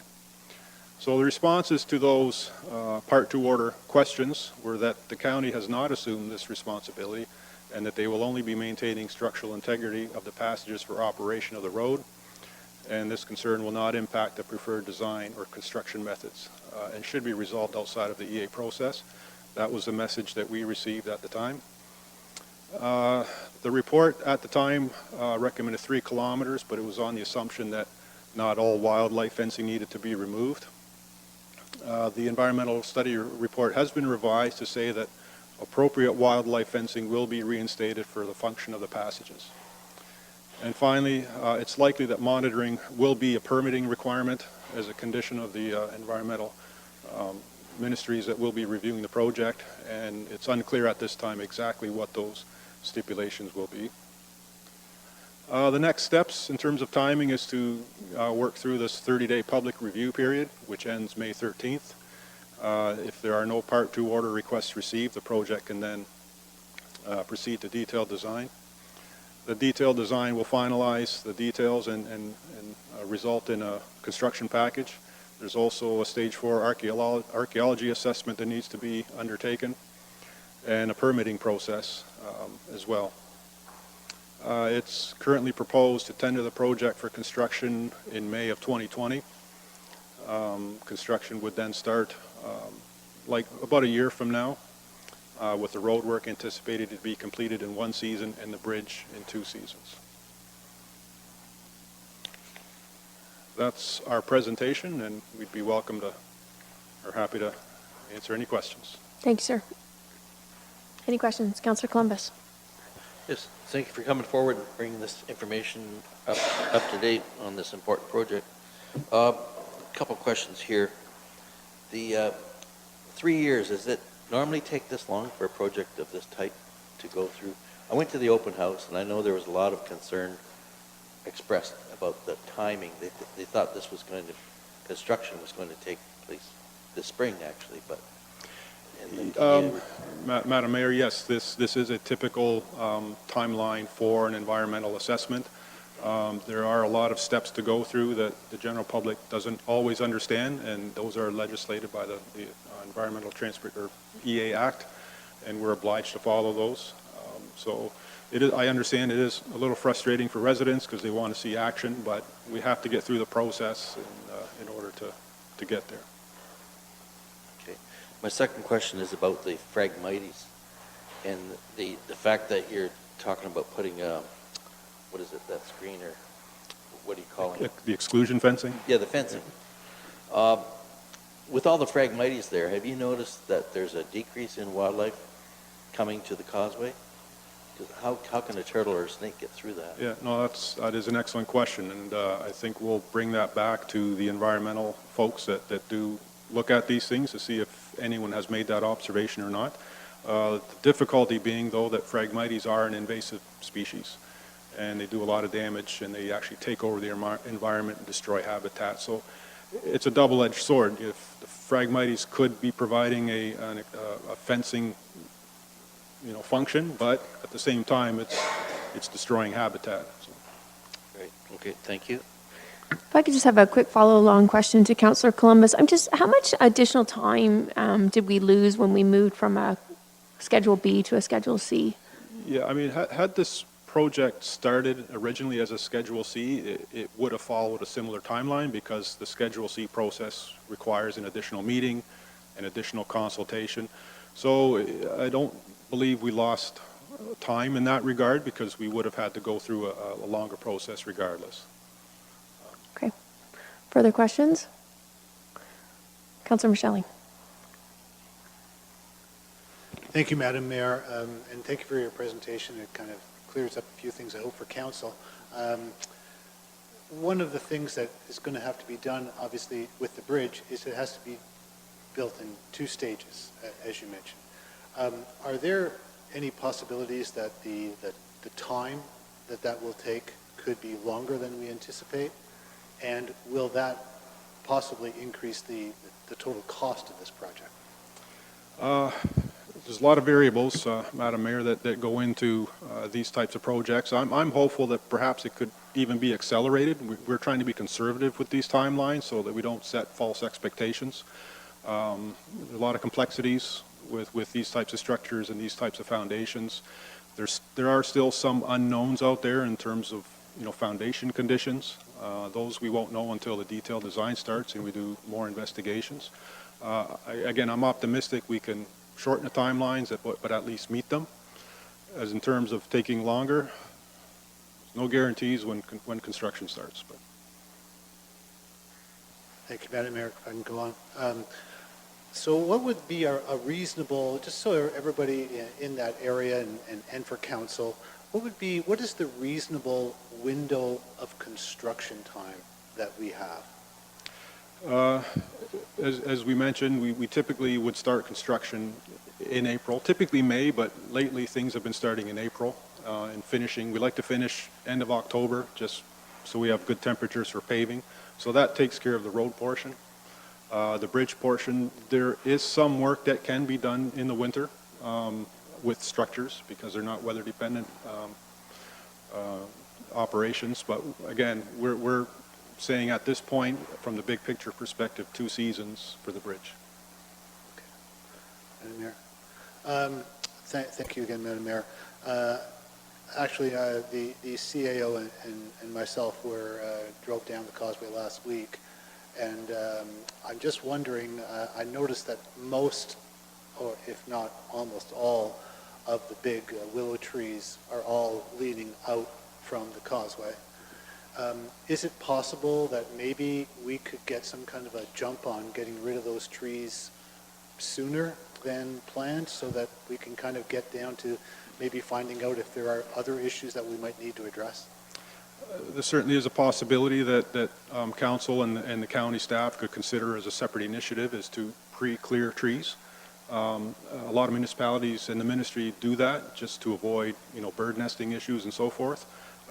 We may have missed that window, unfortunately, this year because bird nesting could be an issue. Someone would have to go out and review the trees to confirm there are no nesting birds. But, following that review, certainly trees could be removed, or you wait until the nesting period is over, which would be later in the summer, fall. Okay. Madam Mayor, I've got some. Keep okay, going. thank you. And some of the questions I'm asking hopefully are for benefit of council's information and knowledge. So now I understand because we are repaving that road. What just so can you explain to council, like the process of doing that? We have to take the existing pavement, break it all up, and grind it down into little chunks or pulverize it. Is that right? Yes, Madam Mayor, there are a number of methods in removing pavement, depending on what type of pavement it is. This, I believe, is conventional asphalt, so it can be simply, removed with an excavator. So the plan would be to do half of the road at a time so that we can maintain traffic on the other half. Okay, so and so the traffic would be able to be maintained while that's going on? That's an absolute mandate, just to maintain traffic for people that live there, emergency services, garbage pickup, you name it. We absolutely have to maintain traffic during construction, but recognize that it may be a single lane at a time with a flagman. Those sorts of things are typical of this type of road reconstruction. Okay, thank you. And so there are some businesses that are located on the causeway. Will they be impacted in any way by this part of that project? Arguably, yes. Construction will impact everybody, but the goal is to minimize those impacts. And again, in terms of access to businesses, there is always a mandate that access must be maintained. So obviously, when you're in front of that business and their access, it may get cut off, but we look for opportunities to provide a second access or a temporary access. So we always look to do those things for businesses on every project. And Madam Mayor, thank you again. So, is there an intention to consult with some of these businesses about maybe the best way to do that, or the intended way to do that, so that they? And the reason I'm asking this is that in previous repair periods that we've had on the bridge and other items on the causeway, merchants and people in business have actually lost money, and in fact almost did no business, because I'm not sure that they were really taken into consideration the way that they might have. So I'm hopeful that you can explain that this time they will be. Well, again, I can't second guess who the engineer will be that does the detailed design. If it's Parsons, and if it's our group, then we are sensitive to business issues, and our practice is to meet with business owners one-on-one to work these things out in advance so that we can minimize these things and take measures in a proactive way and build those things into the construction contract so that everybody's on the same page going in. Okay. And I realize these are hard questions for you, because no, these are typical questions. Oh, thank absolutely. you. Okay, good. I'm a very typical counselor, I hope. All right. I guess what maybe people need to know, and again, council needs to know, what is a realistic time frame for how much of this project, and I'm going to ask you to just speculate on what you might think is a percentage of how much can be done in 2020? Well, the intent is to do the entire roadway in 2020, is to get that road built. It's the bridge that's going to be the challenge, because we have to build it in pieces. So the goal is to build at least half of the new bridge by the end of 2020. That's the goal. Okay. And you mentioned that the archaeological study has revealed that there are some artifacts that have been discovered, and that they now have to be processed. Is that right? That's correct. There was a significant amount of archaeological finds when they did the stage 3, and the stage 3 is typically a 1 meter by 1 meter square, and I believe in some of those they found close to 100 artifacts, if I recall correctly. So that again triggered the need for stage 4, which means they dig up every piece of impacted property, or property that's impacted by the project. They have to go through and dig to dig those sections up. So that is going to be a lengthy process when it starts. And I guess the reason I'm asking that question is that that type of process of excavating and harvesting these artifacts can be a very lengthy process. It certainly is. It will take months. Okay, and it could run over the time that anybody anticipates. Possibly. I mean, a lot depends on how many folks they throw out there. So the archaeologists that were engaged have huge crews out. They'll have multiple people out there, probably 10 or 20. But again, it's handwork. It's tedious. They have to recover the artifacts, and then there's a cataloging process. There's a report process. The result of all that, which will lead in the need for a permit, we're hopeful that the Ministry of Culture can provide the permit once the field work is done, because again, it will take months to process and catalog those artifacts, and we don't want that process to hold up the design and construction. So those discussions will take place. Okay, thank you. And also, just for council's information, that archaeological work is extremely weather dependent. It's not like I can still get the backhoe out there if it's raining. That kind of work cannot be done in bad weather.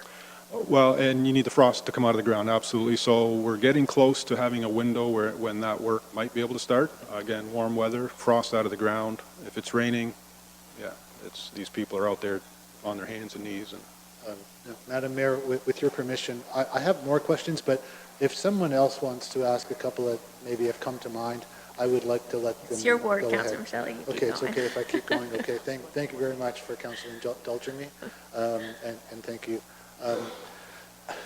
The walking bike path in the presentation, it mentions that there are going to be safety features that will be in place. Can you describe what kind of safety features there might be? Because there are people who are very concerned about the safety aspect of the bike or walking path. okay, first, if I may, Madam Mayor, talk about the safety hazards. Largely, the trees that are right along the edge of the road, those are a hazard. Design criteria provincially in the county specify a safety clear zone, so there's a certain distance from the traveled edge of road that we want to keep free of obstacles, and I believe in this case it's 5 meters. So any obstacle, be it a tree, a post, you name it, it should be removed, or if you can't remove it, then you place guide rail. So there's a whole methodology to assessing roadside safety. Shoulders themselves will provide safe refuge if there's a disabled vehicle, so shoulders will provide a safety function. In my view, the wildlife tunnels provide a safety feature because there is indications that a number of the collisions are wildlife related. So those wildlife tunnels provide a safety benefit as well as preserving those species at risk. Guide rail, as I said, is a safety treatment that you will see when you approach the bridge. So the outside wall of the bridge is considered a hazard and will need to be protected with guide rail. I believe I've captured most of those things, if that helps. And just one other thing, just again to make it clear for council, the walking bike path would be on one side. We've talked about the west side, I believe. Is that correct? The plan right now is we can see in the top photo, you see a cyclist on the shoulder of each road. Yes. That is what is being proposed. There were requests from the community to build a separate off-road trail facility, which we are not recommending at this time. We're recommending that be done as a separate initiative. Okay. So this project, the way it stands now, will include paved shoulders for cyclists and active users. Okay. And with regard to the eco passages that you just mentioned that have reduced the wildlife mortality rates by so much, I just just want to make a comment to council that those are significant items as part of this project. And do you anticipate any alteration of the either location of those passages or the basic configuration of them? Madam Mayor, again, location, no, we don't intend to relocate any of them. However, to build these paved shoulders and active transportation facilities, we need to widen the road, which again will result in the need to lengthen these tunnels. So again, there is a cost associated to them, but again, there's a benefit to, mortality on the road, the safety benefits, and a benefit to the species themselves. So. And so with regard to that, would you not agree that that those, once they become wider, longer, in a way more complex, it will be helpful and probably beneficial for the whole project if the county were to maintain those culverts and tunnels and monitor them on a regular basis? Again, this is now a personal opinion. No, I understand. And I believe it would be money well spent in terms of preserving, our environment. It's not just our environment. We share it with all these species. And in terms of safety, I mean, I can recall times myself where I've tried dodging a turtle on the road. And you hear horror stories of folks, getting rear-ended or swerving into the other lane. So, when you weigh those benefits and the marginal cost, in my view, of extending these things, it's money well spent in my mind. Okay, thank you. And I just have one more question, Madam Mayor. It might be two questions. I just want to make sure that when we start digging up this whole thing, and we are, carrying on with this project, that we are going to use a sort of a dig once policy. So I'm hoping that we are going to put in some kind of a conduit or some kind of an access system that will allow for things like, natural gas, fiber optic internet, which is really important to me and the people who live there, and all of the other future possibilities we might need to use. So I hope that that's definitely going to be part of this project. It certainly will be. We have had some preliminary discussions with some of the utility folks, the telecommunications folks, gas folks, and I believe there is some desire to extend facilities down to the point. So we will certainly work with them, and if something was to materialize and go forward, then it just would make sense to include additional conduit for future use. That's, I would suggest, is a good idea. Okay. Thank you very much, and thank you, Council, for putting up with me. Thank you. Thank you, Madam Mayor. Thank you, Councilor Shelley. Further questions, Councilor Martin? Thank you, Mayor Chop. Through you to the deputation, I do apologize. I missed the first few minutes there. So building on one of Councilor Michelle's questions, I'm just looking for confirmation that during the construction phase, when we are a single lane, that I understand that transportation has to come and go, but we are able to confirm that yes, boats can come and go on trailers, gas trucks can come and go to fuel the marina. That is the intent, is to accommodate all road users, and fire trucks, gas trucks, everybody needs to have access down there, so there's no intent to cut anybody off. Perfect, thank you. And then my last question, we talked about the active transportation, and I came in just as the tail end of the conversation you were alluding to the additional fees if we went off-road. I believe that's what I was catching.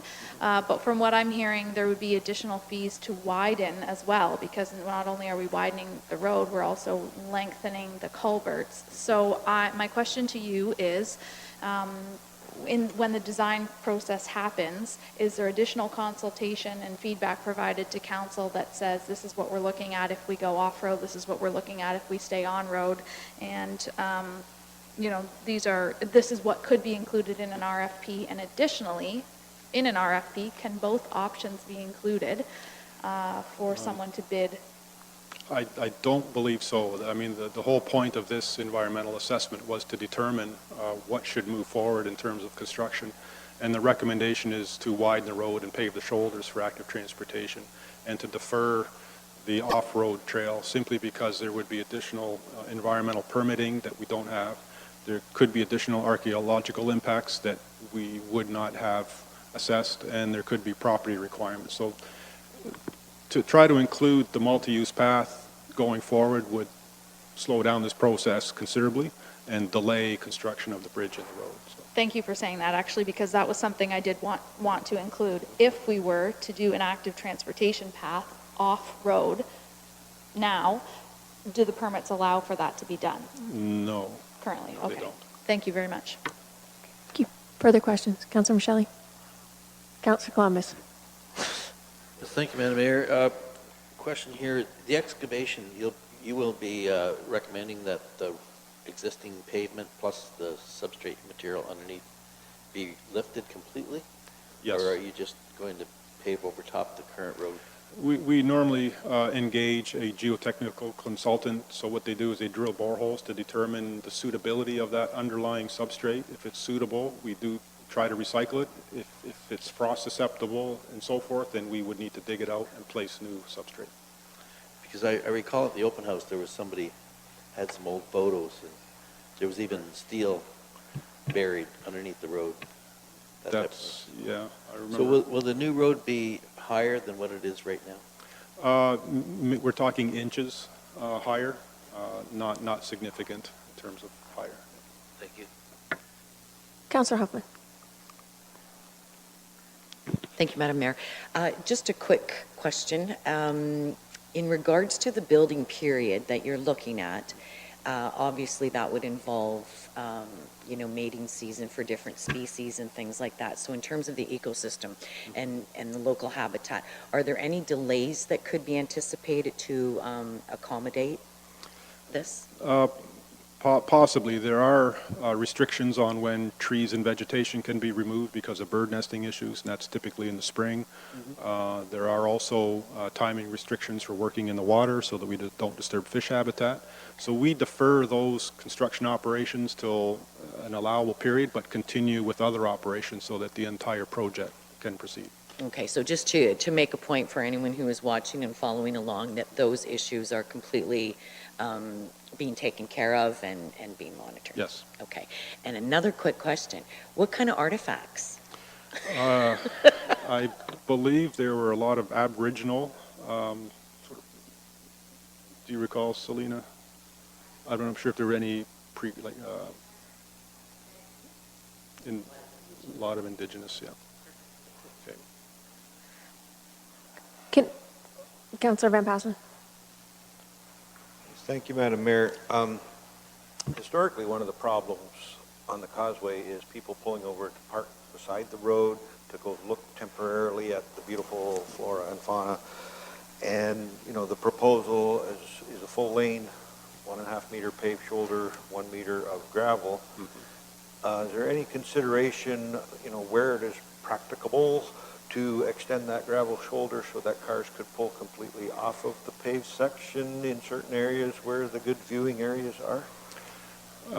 Madam Mayor, an excellent question. I don't recall that we received that during the study phase. However, to widen beyond what's being recommended, again, we'll have greater footprint impacts to, the natural environment. Whether you want to encourage that or not, I would advise against it, because these vehicles parked on the road then become a roadside hazard for other vehicles. We would encourage people to park away off the road beyond the clear zone we spoke of. And having said that, again, people will probably try to park on the shoulder, so consideration may want to be given to putting no parking signs type of thing, but I would advise against it. Find an area beyond the clear zone where people can pull over and designate a space for parking. Sorry. That's okay. I was just to that point, I think, people do, though, regardless of whether we're going to put a sign up or, not pave it, or it's still going to happen. So how can we sort of accommodate that going forward? It becomes an enforcement issue. So if there's a bylaw in place and no parking signs, then it becomes an enforcement issue. Again, I know of some longtime locals that do it, though, so No, I think it's... Agreed. And again, so if you can find a place for these folks to park that's not on the shoulder, then hopefully that's an incentive to not do it. Can I ask one question, and then I'll come over to you? So in the design process or phase, I'm just wondering how much in the RFP bid for that, how much weight gets put into how quickly, as an example, the bridge could be constructed? So the reason I ask that is because you made a couple points. Obviously, we need to ensure we maintain access out there, that in terms of the road, we're going to do, half at a time. We're just getting into the foray of prefab bridges here in Norfolk, and is there a possibility to look at doing 2 prefab single-lane bridges that really could be installed in a couple weeks? Yes. Given the necessity to keep that access open. No, understood. And when the detailed phase starts, they certainly would be looking at ways to accelerate construction, prefabricate components. Now, you still need footings to place a prefab bridge on. I know we did the bridge on Whiteman's Creek, north of here on Highway 24.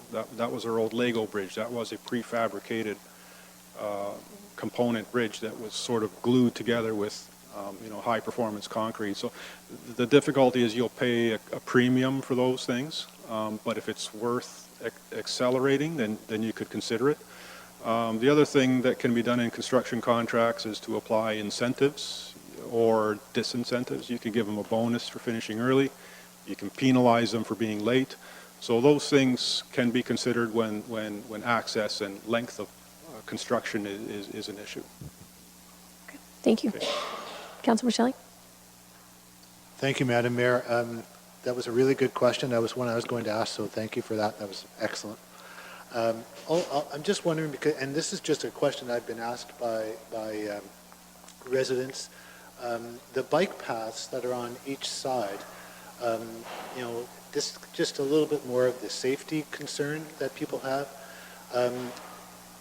Would it be possible, in your opinion, and I don't want to put you on the spot there, for some kind of like safety rails to separate the bicyclists and the walkers from the actual traffic, with obviously gaps at maybe certain locations where parking would be available? It could be something that's considered. We've seen some jurisdiction put in delineators. Difficulty being in the winter, snowplows are going to take them out. It may hinder, if an ambulance has to get down the road, people need to pull over. So that's again another function of these paved shoulders, is to allow emergency vehicles to get by. But certainly there are treatments for, at the edge of pavement, line painting, delineators, reflectors in the road. Those sorts of enhancements can be considered in the design. Okay. Madam Mayor. And actually, you just mentioned one of my other questions. During construction, safety and emergency vehicles, ambulances, I think, can probably manage, but fire trucks, that kind of thing, will that be a particular concern? Well, again, we absolutely have to allow those vehicles to get through. That will be a strict mandate of the construction contract, is that they maintain access for emergency services at all times. We simply can't hold up a fire truck or an ambulance or thing of that nature. So. Thank you. Any further questions? Okay, well, thank you very much for coming, sir. Well, thank you, and I hope I Appreciate answered questions as well. Thank you. Thank you.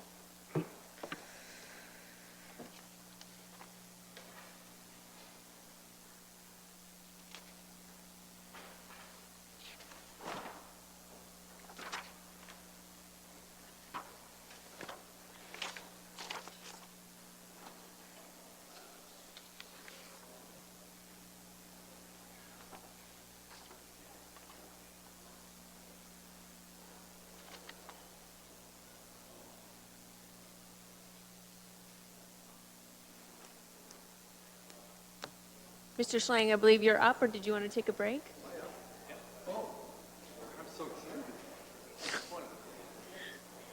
Did you want to take a 5-minute break here? Okay. Okay. Yes? Okay, let's take a 5-minute break.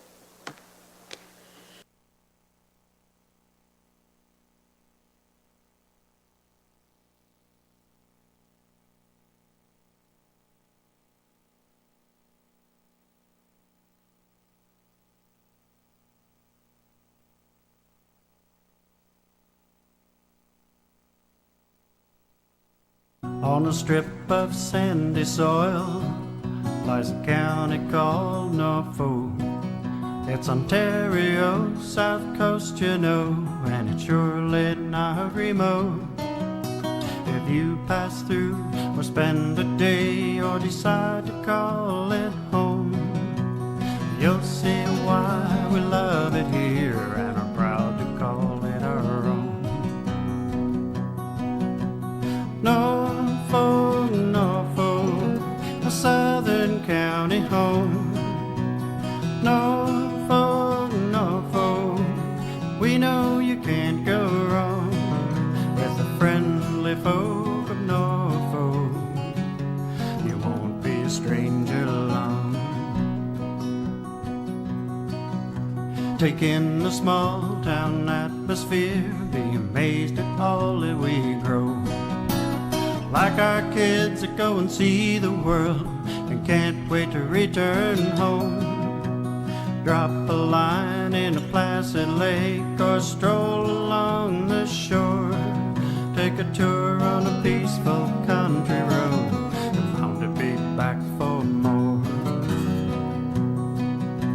Of Norfolk, Norfolk, my Southern county home. Norfolk, Norfolk, we know you can't go wrong with the friendly folk of Norfolk. You won't be a stranger long.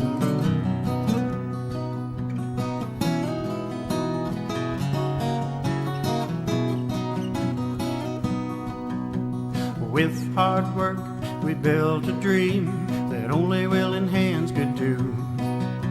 It's on display at our fall fairs and at all the festivals too. Erie beaches, Carolinian forests, where the flower and dogwoods bloom. Patchwork fields and rolling hills, it's just the place for you. Norfolk, Norfolk, a southern county home. Norfolk, Norfolk, we know you can't go wrong with the friendly folk of Norfolk. You won't be a stranger long.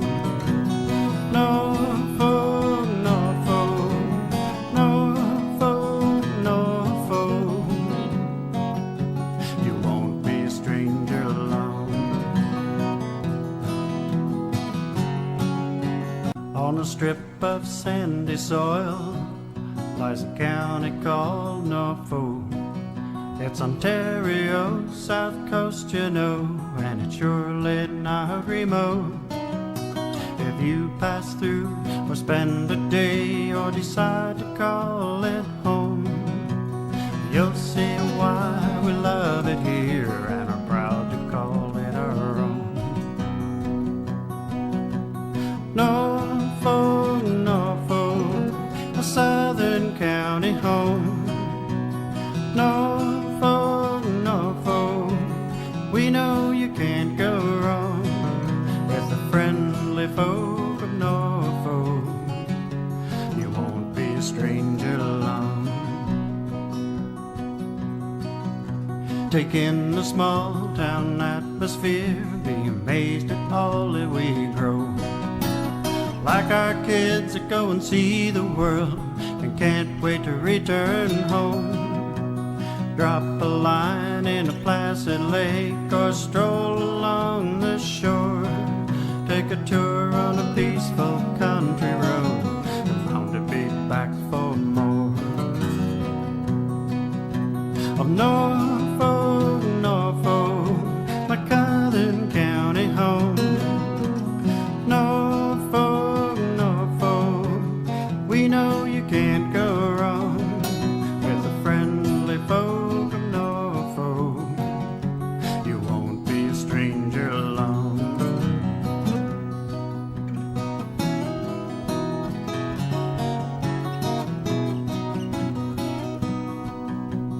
With hard work, we built a dream that only willing hands could do. It's on display at our fall fairs and at all the festivals too.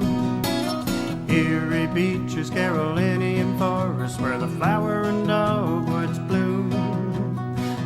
patchwork fields and rolling hills. It's just a place for you. Norfolk, Norfolk, a southern county home. Norfolk, Norfolk, we know you can't go wrong with the friendly folk of Norfolk. You won't be a stranger along. Norfolk, Norfolk, Norfolk, Norfolk, you won't be a stranger along. On a strip of sandy soil lies a county called Norfolk. It's Ontario's south coast, you know, and it's surely not remote. If you pass through or spend a day or decide to call it home, you'll see why we love it here and are proud to call it our own. Norfolk, Norfolk, a southern county home. Norfolk, Norfolk, we know you can't go wrong with the friendly folk of Norfolk. You won't be a stranger along. Take in the small town atmosphere, be amazed at all that we grow. Like our kids that go and see the world and can't wait to return home. Drop a line in a placid lake or stroll along the shore. Take a tour on a peaceful country road and bound to be back for more. Of North, on a strip of sandy soil lies a county called Norfolk. It's Ontario's south coast, you know, and it's surely not remote. If you pass through or spend a day or decide to come.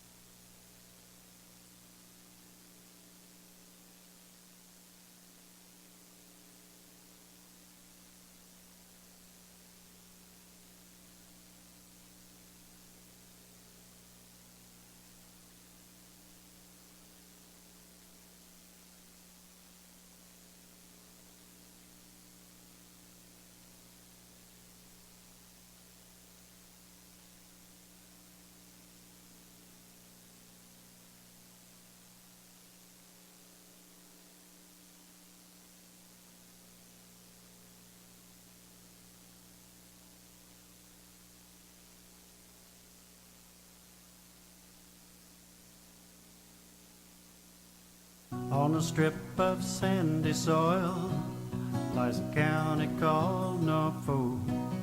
It's Ontario's south coast, you know, and it's surely not remote. If you pass through or spend a day or decide to call it home, you'll see why we love it here and are proud to call it our own. Norfolk, Norfolk, a southern county home. Norfolk, Norfolk, we know you can't go wrong with the friendly folk of Norfolk. You won't be a stranger along. Take in the small town atmosphere, be amazed at all that we grow. Like our kids that go and see the world.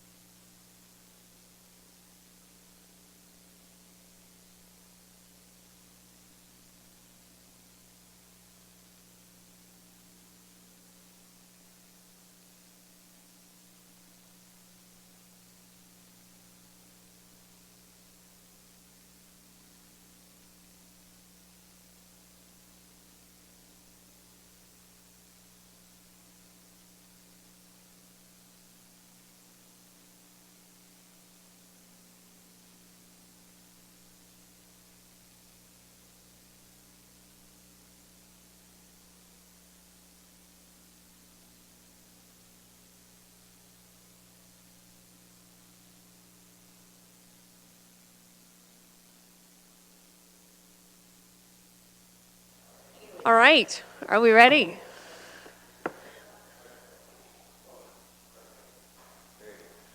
Through you, Mayor, is it okay to go ahead? All set for the strategic priorities of council. Yeah, thank you, Mayor and Council. I did do a small report, but I just wanted to say that it's, again, a privilege to work with this council, and I really felt that it was an opportunity to leave a lasting change. And we call things strat planning. That gets overused. I really, truly believe that if we can set some priorities, we're gonna win. When we think about community feedback, I think you've done a lot already. You were just out in an election campaign, and I met with many of you, and you did knock on doors, even though the doors are far apart here in Norfolk. You did meet with probably thousands of people. Not only that, the economic development strategy met with 2,000 people, and the official plan reviews probably touched about 2,000 people. So you've done a lot of community feedback already. And it's from this that you can maybe develop some priorities. And even when I met with some of you, and I've just got to meet with 2 more, you're starting to see some common themes from all of you in my meetings with you. And really, it's this priority setting that will leave that lasting legacy that I know you want to believe. I know when you look back, 3.5 years from now, you want to say, we accomplished these things. To me, it's a fantastic opportunity. You got 7 new councillors, although Councillor Van Passen reminds me he's not new many times. And you've got 2 back, from their past performance, almost 50 years of experience. And that's kind of a unique combination to bring all that together to develop something for staff. What's really important, I find, in leading teams that are in multiple areas of the community is that you have the opportunity to develop a common purpose. So that once we develop, there's about 20 distinct different services that are provided directly to our community. But once you develop these priorities, I really want all 1,100 people to know what they are.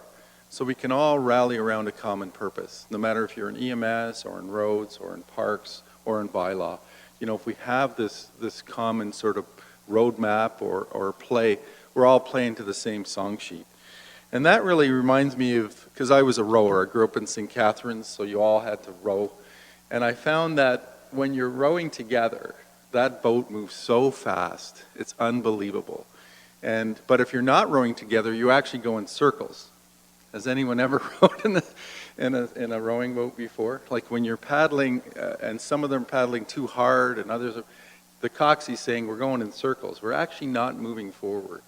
So I actually feel that if we can get this playbook together and we move together, we're going to win out there, because it is a competitive environment. Even though we're a municipality, everybody says there's cooperation, but everybody wants growth and the right type of development in their communities and not their neighbors. So this is really important that we all row together and win. So what I'm proposing is, because you've done a lot of community feedback already through the election, through the the OP review, through the economic development, there's been some other surveys, is move more an accelerated priority setting process, which means that a couple workshops with the council, developing the plan, letting us flush things out, coming back to you in a bylaw format, maybe in around mid-July, maybe the last meeting in July. So that is a more accelerated, because what it does, it allows us to plan for 2020 budget, 2021, 2022. And it might not be perfect, but strat plan's a good one is not static. You might change things. If the federal government gives Norfolk $1 billion in January and October, of course we're going to probably change some of our priorities. But so the thing is to try and develop some sort of priorities to help guide us in everything we do every day. And I think it's just a fantastic opportunity for this team that is 7 new and 2 returning. It's just a really good time to bring that combination together. Getting staff on board, we're rowing together as a team, and we're going to win. So I just felt that it was important to talk to you a bit about that and get your feedback. Questions from any councillors? Councillor Taylor. Madam Mayor, and through you, I think this is phenomenal and certainly something we need to do. I see in here it says mid-May. I would certainly like to have a hard set date that we could start this process. What do we need in place before we can actually set a hard date? Thank you. Through you, Mayor. to the councillor. I'm looking for a facilitator right now. We went out to the marketplace for an RFP. That closes, I think, in early May. So I really want to just get that individual in place for us. And as soon as we get that in place, then we can start to send out dates and lock in. But thank you for accelerating it even more.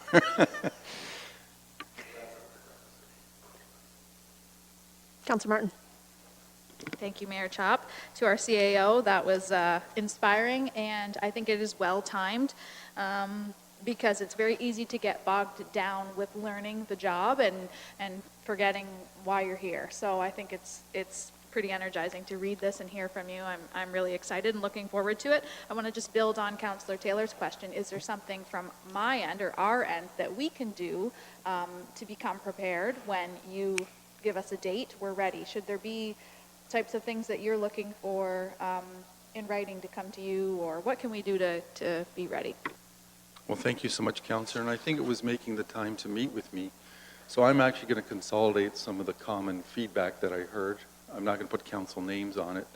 Get that to you and maybe just validate that, you know, what I'm hearing, I'm not missing anything. So I'd like to get you some information first. I could probably do that first week of May. And then you can say, well, you missed this, missed that. And then that maybe helps the build up for moving a little quicker. Anything further?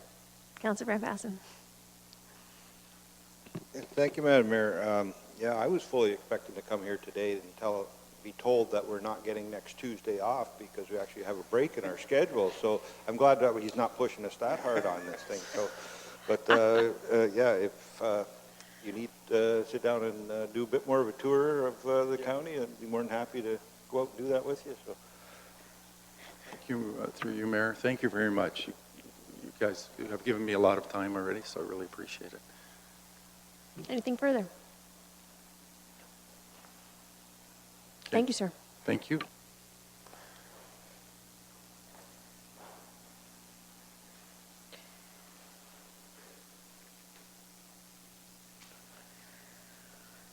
All right, next on the agenda. Oh, sorry, I need a mover and a seconder to move the staff recommendation. Moved by Councillor Rabbits and seconded by Councillor Geisens. All those in favor? And that's carried. Next up are communications. A through E are for approval, so if there is no objection, we will deal with all but the last two as a group. Are there any discussions on A through E? Councillor Martin? Thank you, Mayor Chop. I would like to just have a very brief conversation about 2E, which was the City of Brantford. Am I on the right track here in our communications package? Or have I jumped the gun? We're just on the communications in the agenda. Oh, okay. Sorry, I'm on 8. Sorry, I'm on council information package. I'll come back to that. Anything on A through E in the agenda? Nope. In that case, can I have a motion to approve A through E? Councillor Michele, seconded by Councillor Taylor. All those in favor? And that's carried. Next, can I have a motion to receive item F as information? Councillor Huffman?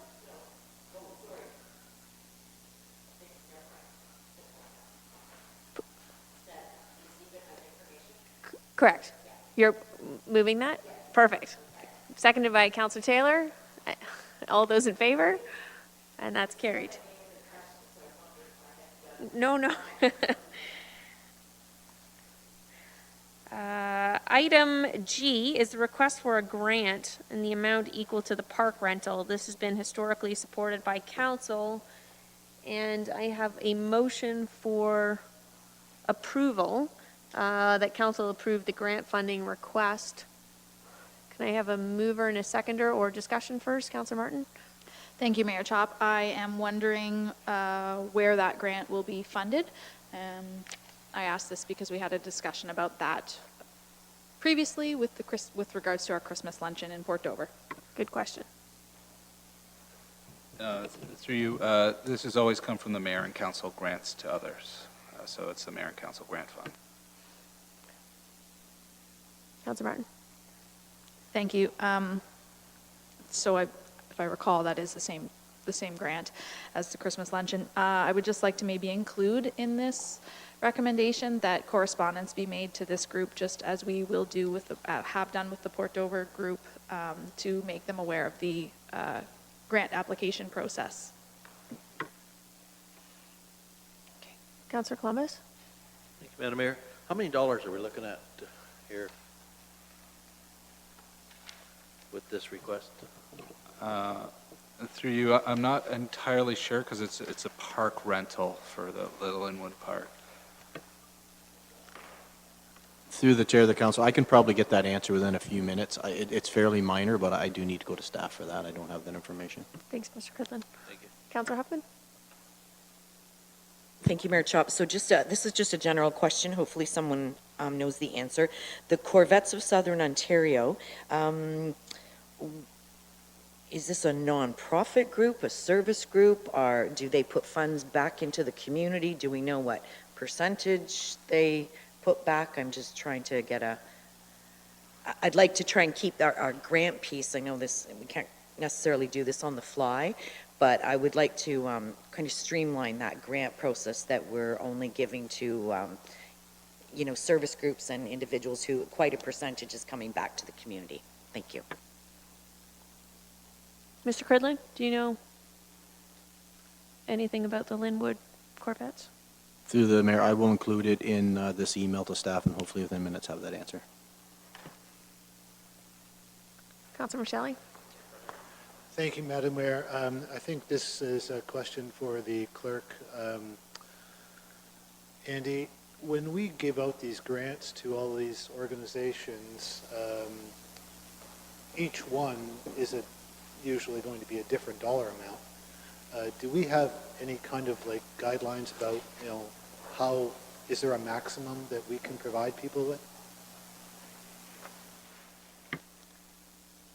Through you, I don't believe, well, through the grant application process, there's a process for them to come forward and ask for it. This group, I know, is not based in Norfolk County, so it's somebody who sends a letter from somewhere else here, and it's an annual August long weekend event that they hold here.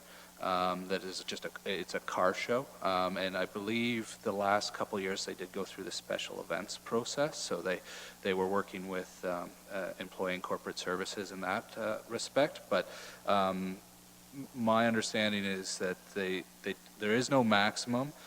This dollar amount, from my recollection, it was well below $1,000 of the grant amount, so it was around. Last year, I think we did analysis, it was $500 or $600 or somewhere in that vicinity, but that's, my memory isn't 100%. I just know, like Mr. Cridland said, it's generally a low dollar amount. Thank you, Andy. But so, just so I'm clear, that amount, dollar figure you gave, that was the total amount for the year for all of these events? Oh, I'm not just concerned. this one. I'm sorry. So my question is, do we have a dollar maximum for any request, even outside of this one? No, there's no dollar maximum. There's a maximum amount budgeted annually, which I think is, I don't know if Pam would know it off the top of her head. Oh, James would know it. My recollection before was it was like 65,000. Through you, Mr. Mayor, or Madam Mayor, I apologize. So the grants to organizations there's a policy related to that, and it's based on our population. So basically $1 per resident. I believe we budget 64,000, just rounded it there. We are with the Christmas luncheon, as well as some pending closed session amounts. I believe we are reached that $64,000 mark, depending on how things go. That's not to say if council decides, we can have a variance on that budget, but that's your decision. So that's, I believe that answers the question. Councillor Van Passen? Yes, thank you, Madam Mayor. But let's just remember, we're paying this grant to them to pay us back. So we're giving the money back to ourselves. It's just to keep the paperwork happy. It's not like we're giving an outside organization money that they're going to run away with. They're just going to give it right back to us. So it's not really disappearing. Councillor Martin? Couple thoughts here. On the back side of this paper, I see there's contact information that has a 426 number. I don't know if this individual lives here in Norfolk County, so maybe this deserves some clarification before we make a decision based on that.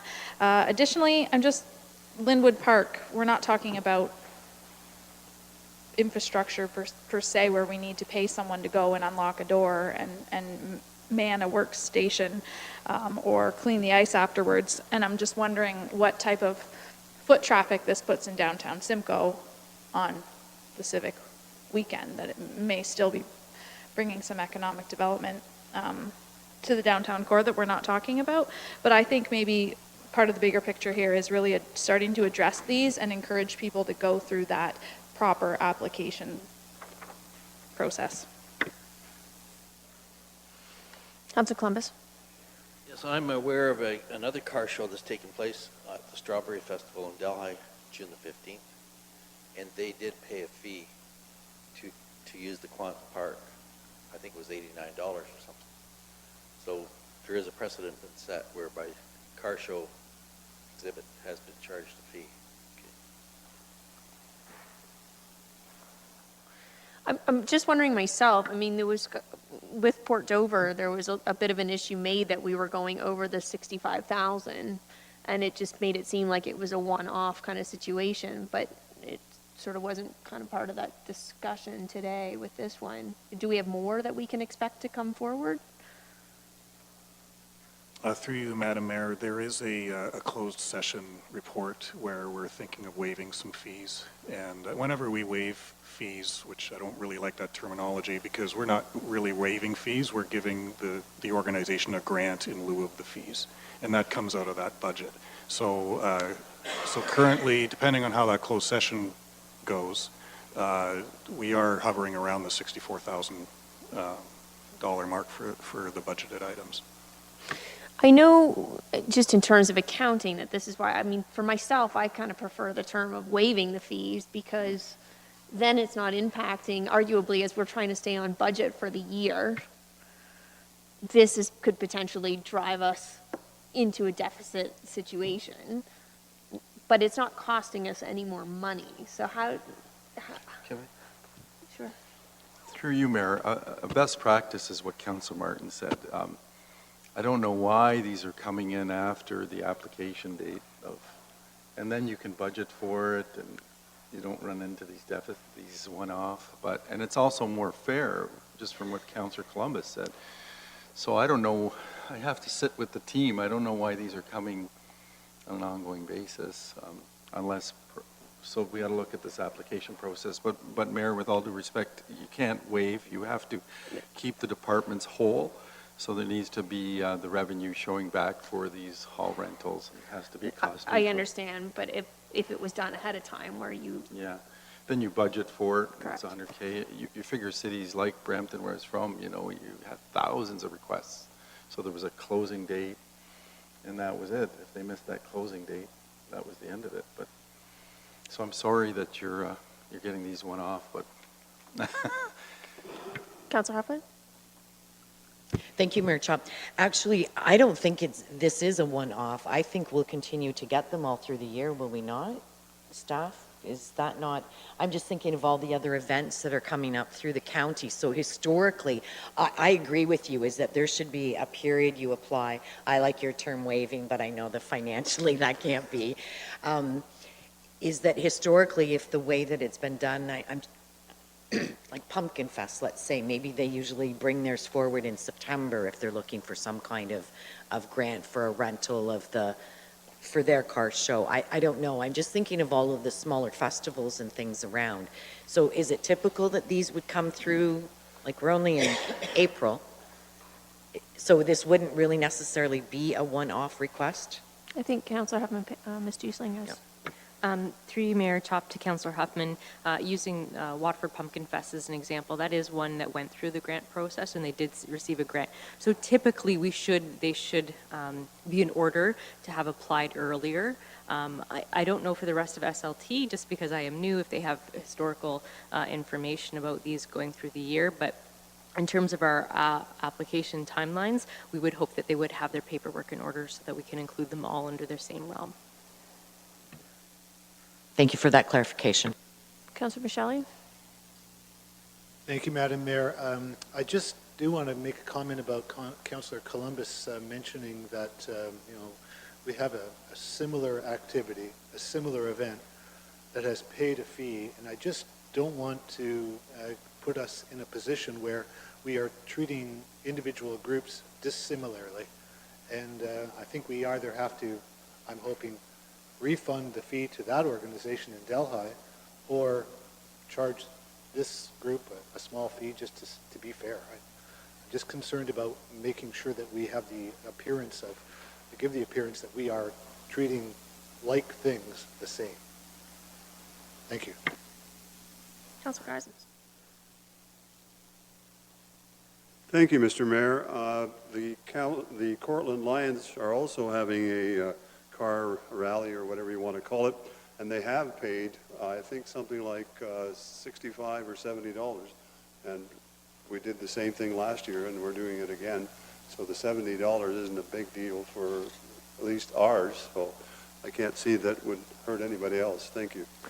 So to that point, Councillor Columbus and yourself both made comments, $65, $80. Where was the $500 to $600 coming from? That's just my spotty recollection from, they've been submitting them for a few years, but Mr. Cridlin obviously would have the.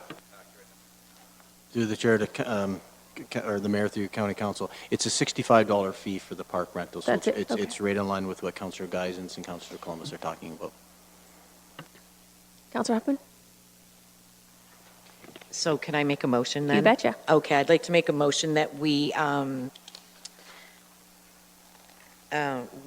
don't approve this request from the Corvettes of Southern Ontario, and that they would be subsequently paying the standard fee of $69 going forward.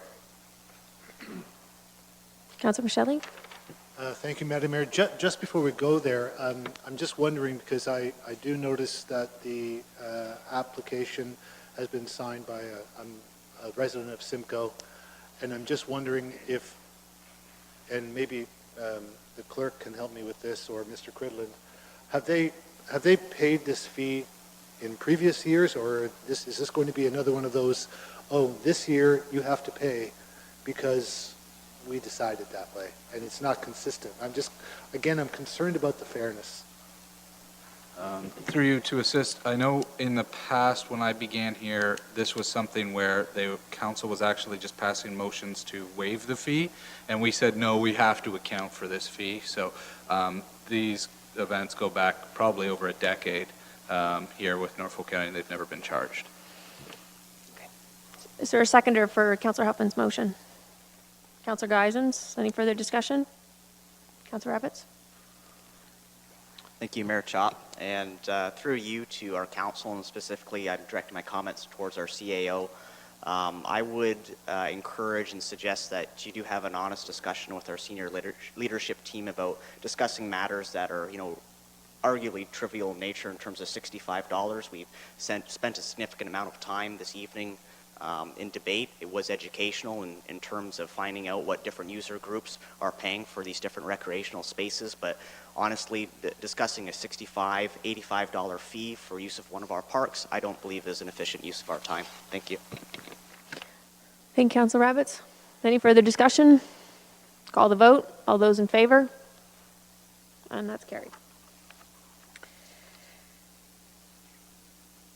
Okay, moving on to approval of the minutes. We have before us the open and closed session minutes of March 26th. Are there any errors or omissions? Okay, if there's no errors or omissions, they will be approved, signed, and affixed with the corporate seal.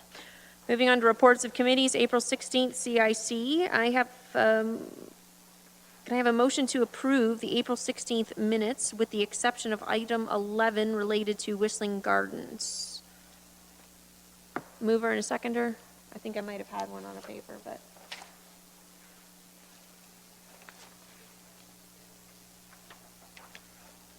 Councillor Columbus. A question.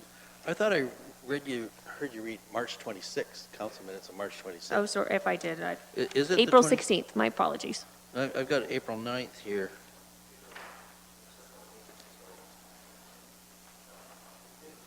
I'm just reading off my sheet from Mr. Gazelle, sorry. Just to Councilor clarify, Michele. I don't know which one. April the 9th, my Okay, apologies. thanks. And so, Madam Mayor, thank you. So what we're asking is the approval of those minutes. With And the I'm exception sorry, of item I 11. was looking for March 26th, and I couldn't find it. It's because you may have just misspoke. It was April 9th. Is that correct? It should be So April the I- 9th. and I the just was question is- reading off my sheet and I had April 16th, Yeah, and so if I I said March, understand. then I don't know what I was talking about. So then the question is, were there any errors or omissions? Correct. And just a couple of minor errors I'd like corrected. On page 40 of our package, or agenda package, in number 5, the third section down, it mentions the 6 arenas with an apostrophe, and I just want to make sure that that's not confused with something that the arenas own or connected to. And then the following bullet, you can see clearly, whereas is spelled incorrectly. Thank you. Thank you, Councilor Michele.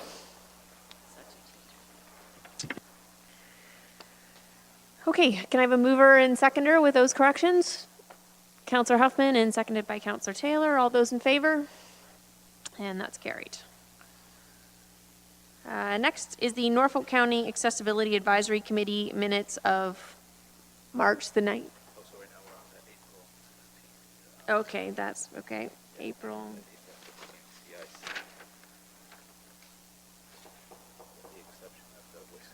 Oh, I see which has, okay. So there's a missing one. Okay, so now we're back to April 16th, with the exception of item 11 related to Whistling Gardens. Can I have a mover and a seconder to approve those minutes, unless there's any errors or omissions? Councilor Columbus? Moved? Seconded? Councilor Taylor? All those in favor? Carried.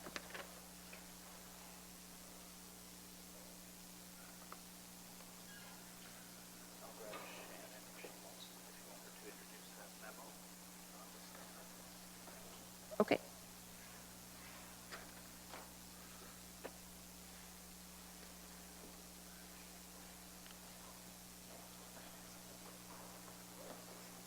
So Ms. Van Dalen's just here to introduce the memo for Whistling Gardens.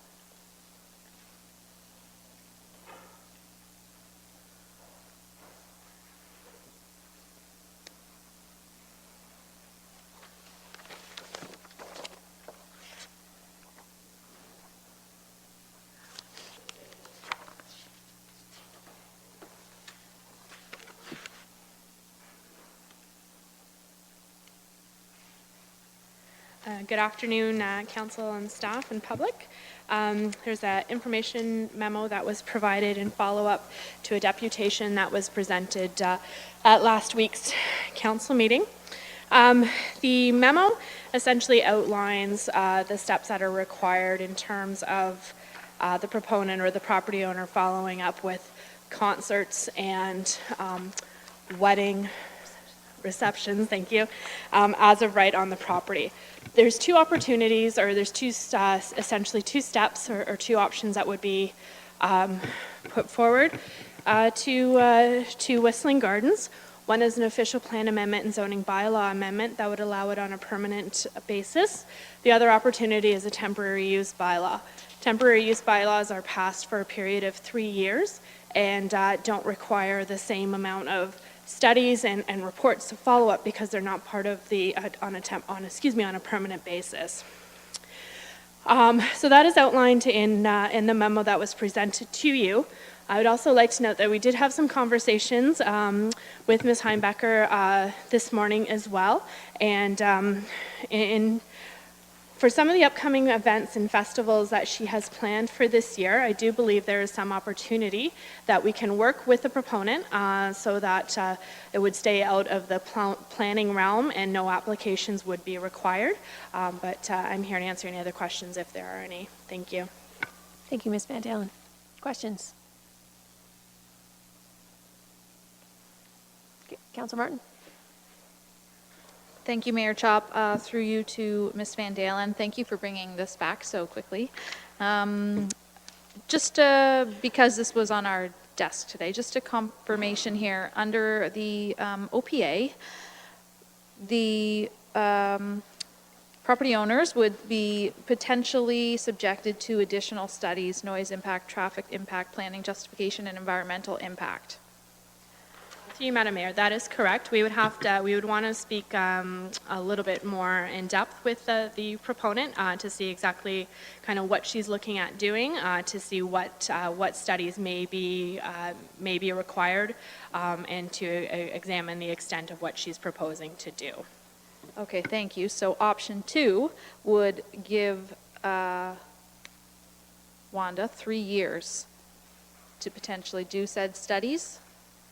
Through you, Madam Mayor, that is correct. She could operate and hold the concerts and wedding receptions during that time, and we could use it as a bit of a trial period to investigate the feasibility and the compatibility with the adjacent properties, and provide opportunity for or timing for some of those studies to be completed as well. Okay, again, thank you very much for bringing this back so quickly. Thank you, Mayor Chop. Thank you, Councillor Martin. So also, if we went ahead with option 2, then when we look at potentially expanding that on farm diversification from the Lakeshore Special Policy Area to apply to all of Norfolk County, that might actually loop that in a sense, without having to do that official plan amendment down the road. Through you, Madam Mayor, that is potentially an opportunity, but I would like to note that currently they are over that 2% guideline that we have through the OMAFRA guidelines and in our policy as it is right now. So we would want to look at that as a whole as well. Perfect. Okay. So do we need a motion then for this or anything, or? No. Okay. Okay, just for Whistling Garden. Okay. So, oh, I'm sorry, Councillor Columbus. Madam Mayor, you may have related to this, but in the Ag Advisory Board minutes, there's this subject came up. It wasn't specific to Whistling Gardens, but it's about this on-farm diversified use. And it talks here, Mr. Vaughn explained that the policy changes will make the zoning bylaw very permissive and streamline the approval process. So if we do this temporary use bylaw, which I suggested at the last meeting, we can actually work on these two things in tandem, right? Through you, Madam Mayor, to Councillor Columbus, the on-farm diversified stuff will actually recognize a lot of the uses that Wanda, Ms. Heimbecker, excuse me, is already permitted to do. She was a bit of ahead of the policies when she came forward previously. So a lot of the stuff that the on-farm diversified is proposing to do will already kind of capture her. The on-farm diversified still will not capture concerts, though, as of right use. Councillor Huffman? Thank you, Madam Mayor. First off, I do, excuse me, I'd just like to say great job speaking with you on Thursday, and I know that there was a lot of other stuff going on, and then with the long weekend and our discussions today, I appreciate that, and I know that Darren and Wanda Heimbecker appreciate that as well. And I do want to clarify that, yes, their vision was way ahead of our planning policies. And in all fairness to everyone, there was some, don't know how it happened, but there was some great miscommunication regarding some of the information that was given to Whistling Gardens. So I just wanted to clarify for everyone here is that they were never instructed to suspend yoga, meditation, photography classes, any of those events. Those were never supposed to be suspended. So there was some grave miscommunication there. I just want to clarify, Shannon, because I know we've been talking so much, and I want to make sure that I go back to my original question this morning. So with this special occasion piece, is there still a fee that applies, or we don't have that? Through you, Madam Mayor, in terms of the special events or special event permits, that would be something that we would need to discuss with corporate services. And if a special event permit is required, I believe that there is a fee, but I would have to defer that to Ms. Darlington to respond. Okay, I apologize. I should have been clearer. In regards to the $3,000 fees that we were talking about earlier today, that is not the same, correct? Through you, Madam Mayor, no. The temporary use bylaw, if that is the avenue that is explored to allow the concerts as a specific right through the temporary use, that there is a planning fee and there is a public process that gets associated with that. Okay. But through some of the communications that we had today with the proponent, we believe that there is some opportunities where they won't need to do that and that they would be allowed to deal with some of their festivals as agricultural related. So. Perfect. Thank you. I apologize for my confusion. No, thank you. Yes, thank you, Madam Mayor. I too want to congratulate staff on coming back very quickly with it. And if the temporary use bylaw is the option that the Whistling Gardens wants to take, I'd like to know whether the green light team is a green light team or if it's just a flashing red. So we're soon going to find out. Thank you. Anything further? Okay, then a motion that resolution number 11 of the CIC minutes of April 16th, 2019 be approved as presented. A mover, Councillor Martin, seconded by Councillor Ravitz. All those in favor? And that's carried. Thanks very much, Shannon.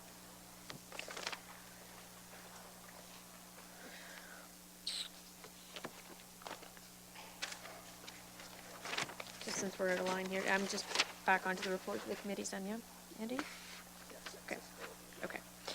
All right, so now we're just moving back here to the reports of the committees. I've got B, which is the Norfolk County Advisory or Accessibility Advisory Committee meeting minutes. Is there any discussion on those? Can I have a motion to receive them as information? Councillor Martin, seconded by Councillor Ravitz. All those in favor? And that's carried. Next up is the Energy Conservation Committee meeting minutes of April 5th, 2019. Is there any discussion on those? I chuckle because the date on this paper is 2019-75. I think that's far into the future.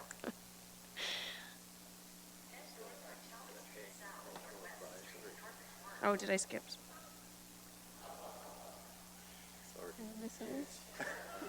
Yeah, so C's Sorry. Sorry. Okay, I'm distracted here now. Norfolk County Agricultural Advisory Board minutes, April 5th, 2019. I got distracted by the date. Any discussion on those, on the ag minutes? No? Okay, mover and a seconder to receive his information. Councillor Columbus, Councillor Martin. All those in favor? That's carried. And now the Energy Conservation Committee meeting minutes, April 5th. Any discussion? Mover and seconder, receive his information. Councillor Michelli, Councillor Taylor. All those in favor? And that's carried. 10 to 5. Public hearings start at 5 o'clock, so I guess we'll take a 10-minute break? Okay, perfect.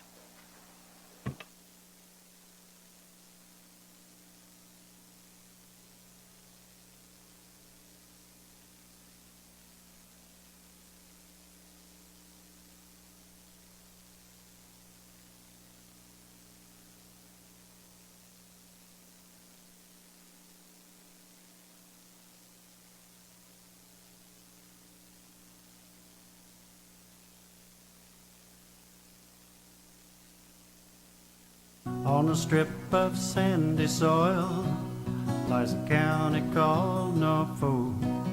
It's Ontario's south coast, you know, and it's surely not remote. If you pass through or spend a day or decide to call it home, you'll see why we love it here and are proud to call it our own. Norfolk, Norfolk, a southern county home.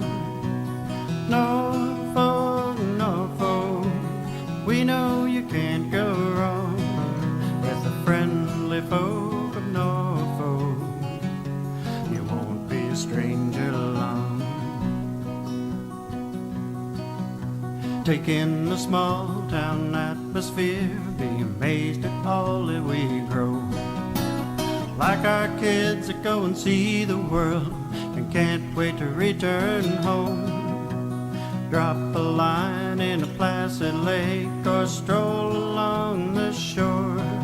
Take a tour on a peaceful country road and bound to be back for more.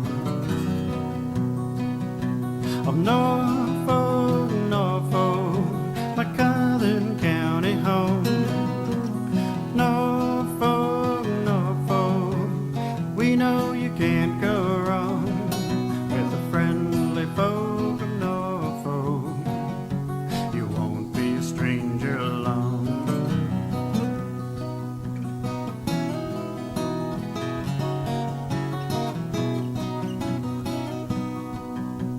With hard work, we built a dream that only willing hands could do. It's on display at our fall fairs and at all the festivals too. Erie beaches, Carolinian forests, where the flower and dogwoods bloom. Patchwork fields and rolling hills, it's just the place for you. Norfolk, Norfolk, a southern county home. Norfolk, Norfolk, we know you can't go wrong with the friendly folk of Norfolk. You won't be a stranger along. Norfolk, Norfolk, Norfolk, Norfolk, you won't be a stranger along. On a strip of sandy soil lies a county called Norfolk. It's Ontario's south coast, you know, and it's surely not remote. If you pass through or spend a day or decide to call it home, you'll see why we love it here and are proud to call it our own. Norfolk, Norfolk, a southern county home. Norfolk, Norfolk, we know you can't go wrong with the friendly folk of Norfolk. You won't be a stranger long. Take in the small town atmosphere, be amazed at all that we grow. Like our kids that go and see the world and can't wait to return home. Drop a line in a placid lake or stroll along the shore. Take a tour on a peaceful country road and bound to be back for more. Of Norfolk, Norfolk, my Southern county home. Norfolk, Norfolk, we know you can't go wrong with the friendly folk of Norfolk. You won't be a stranger along.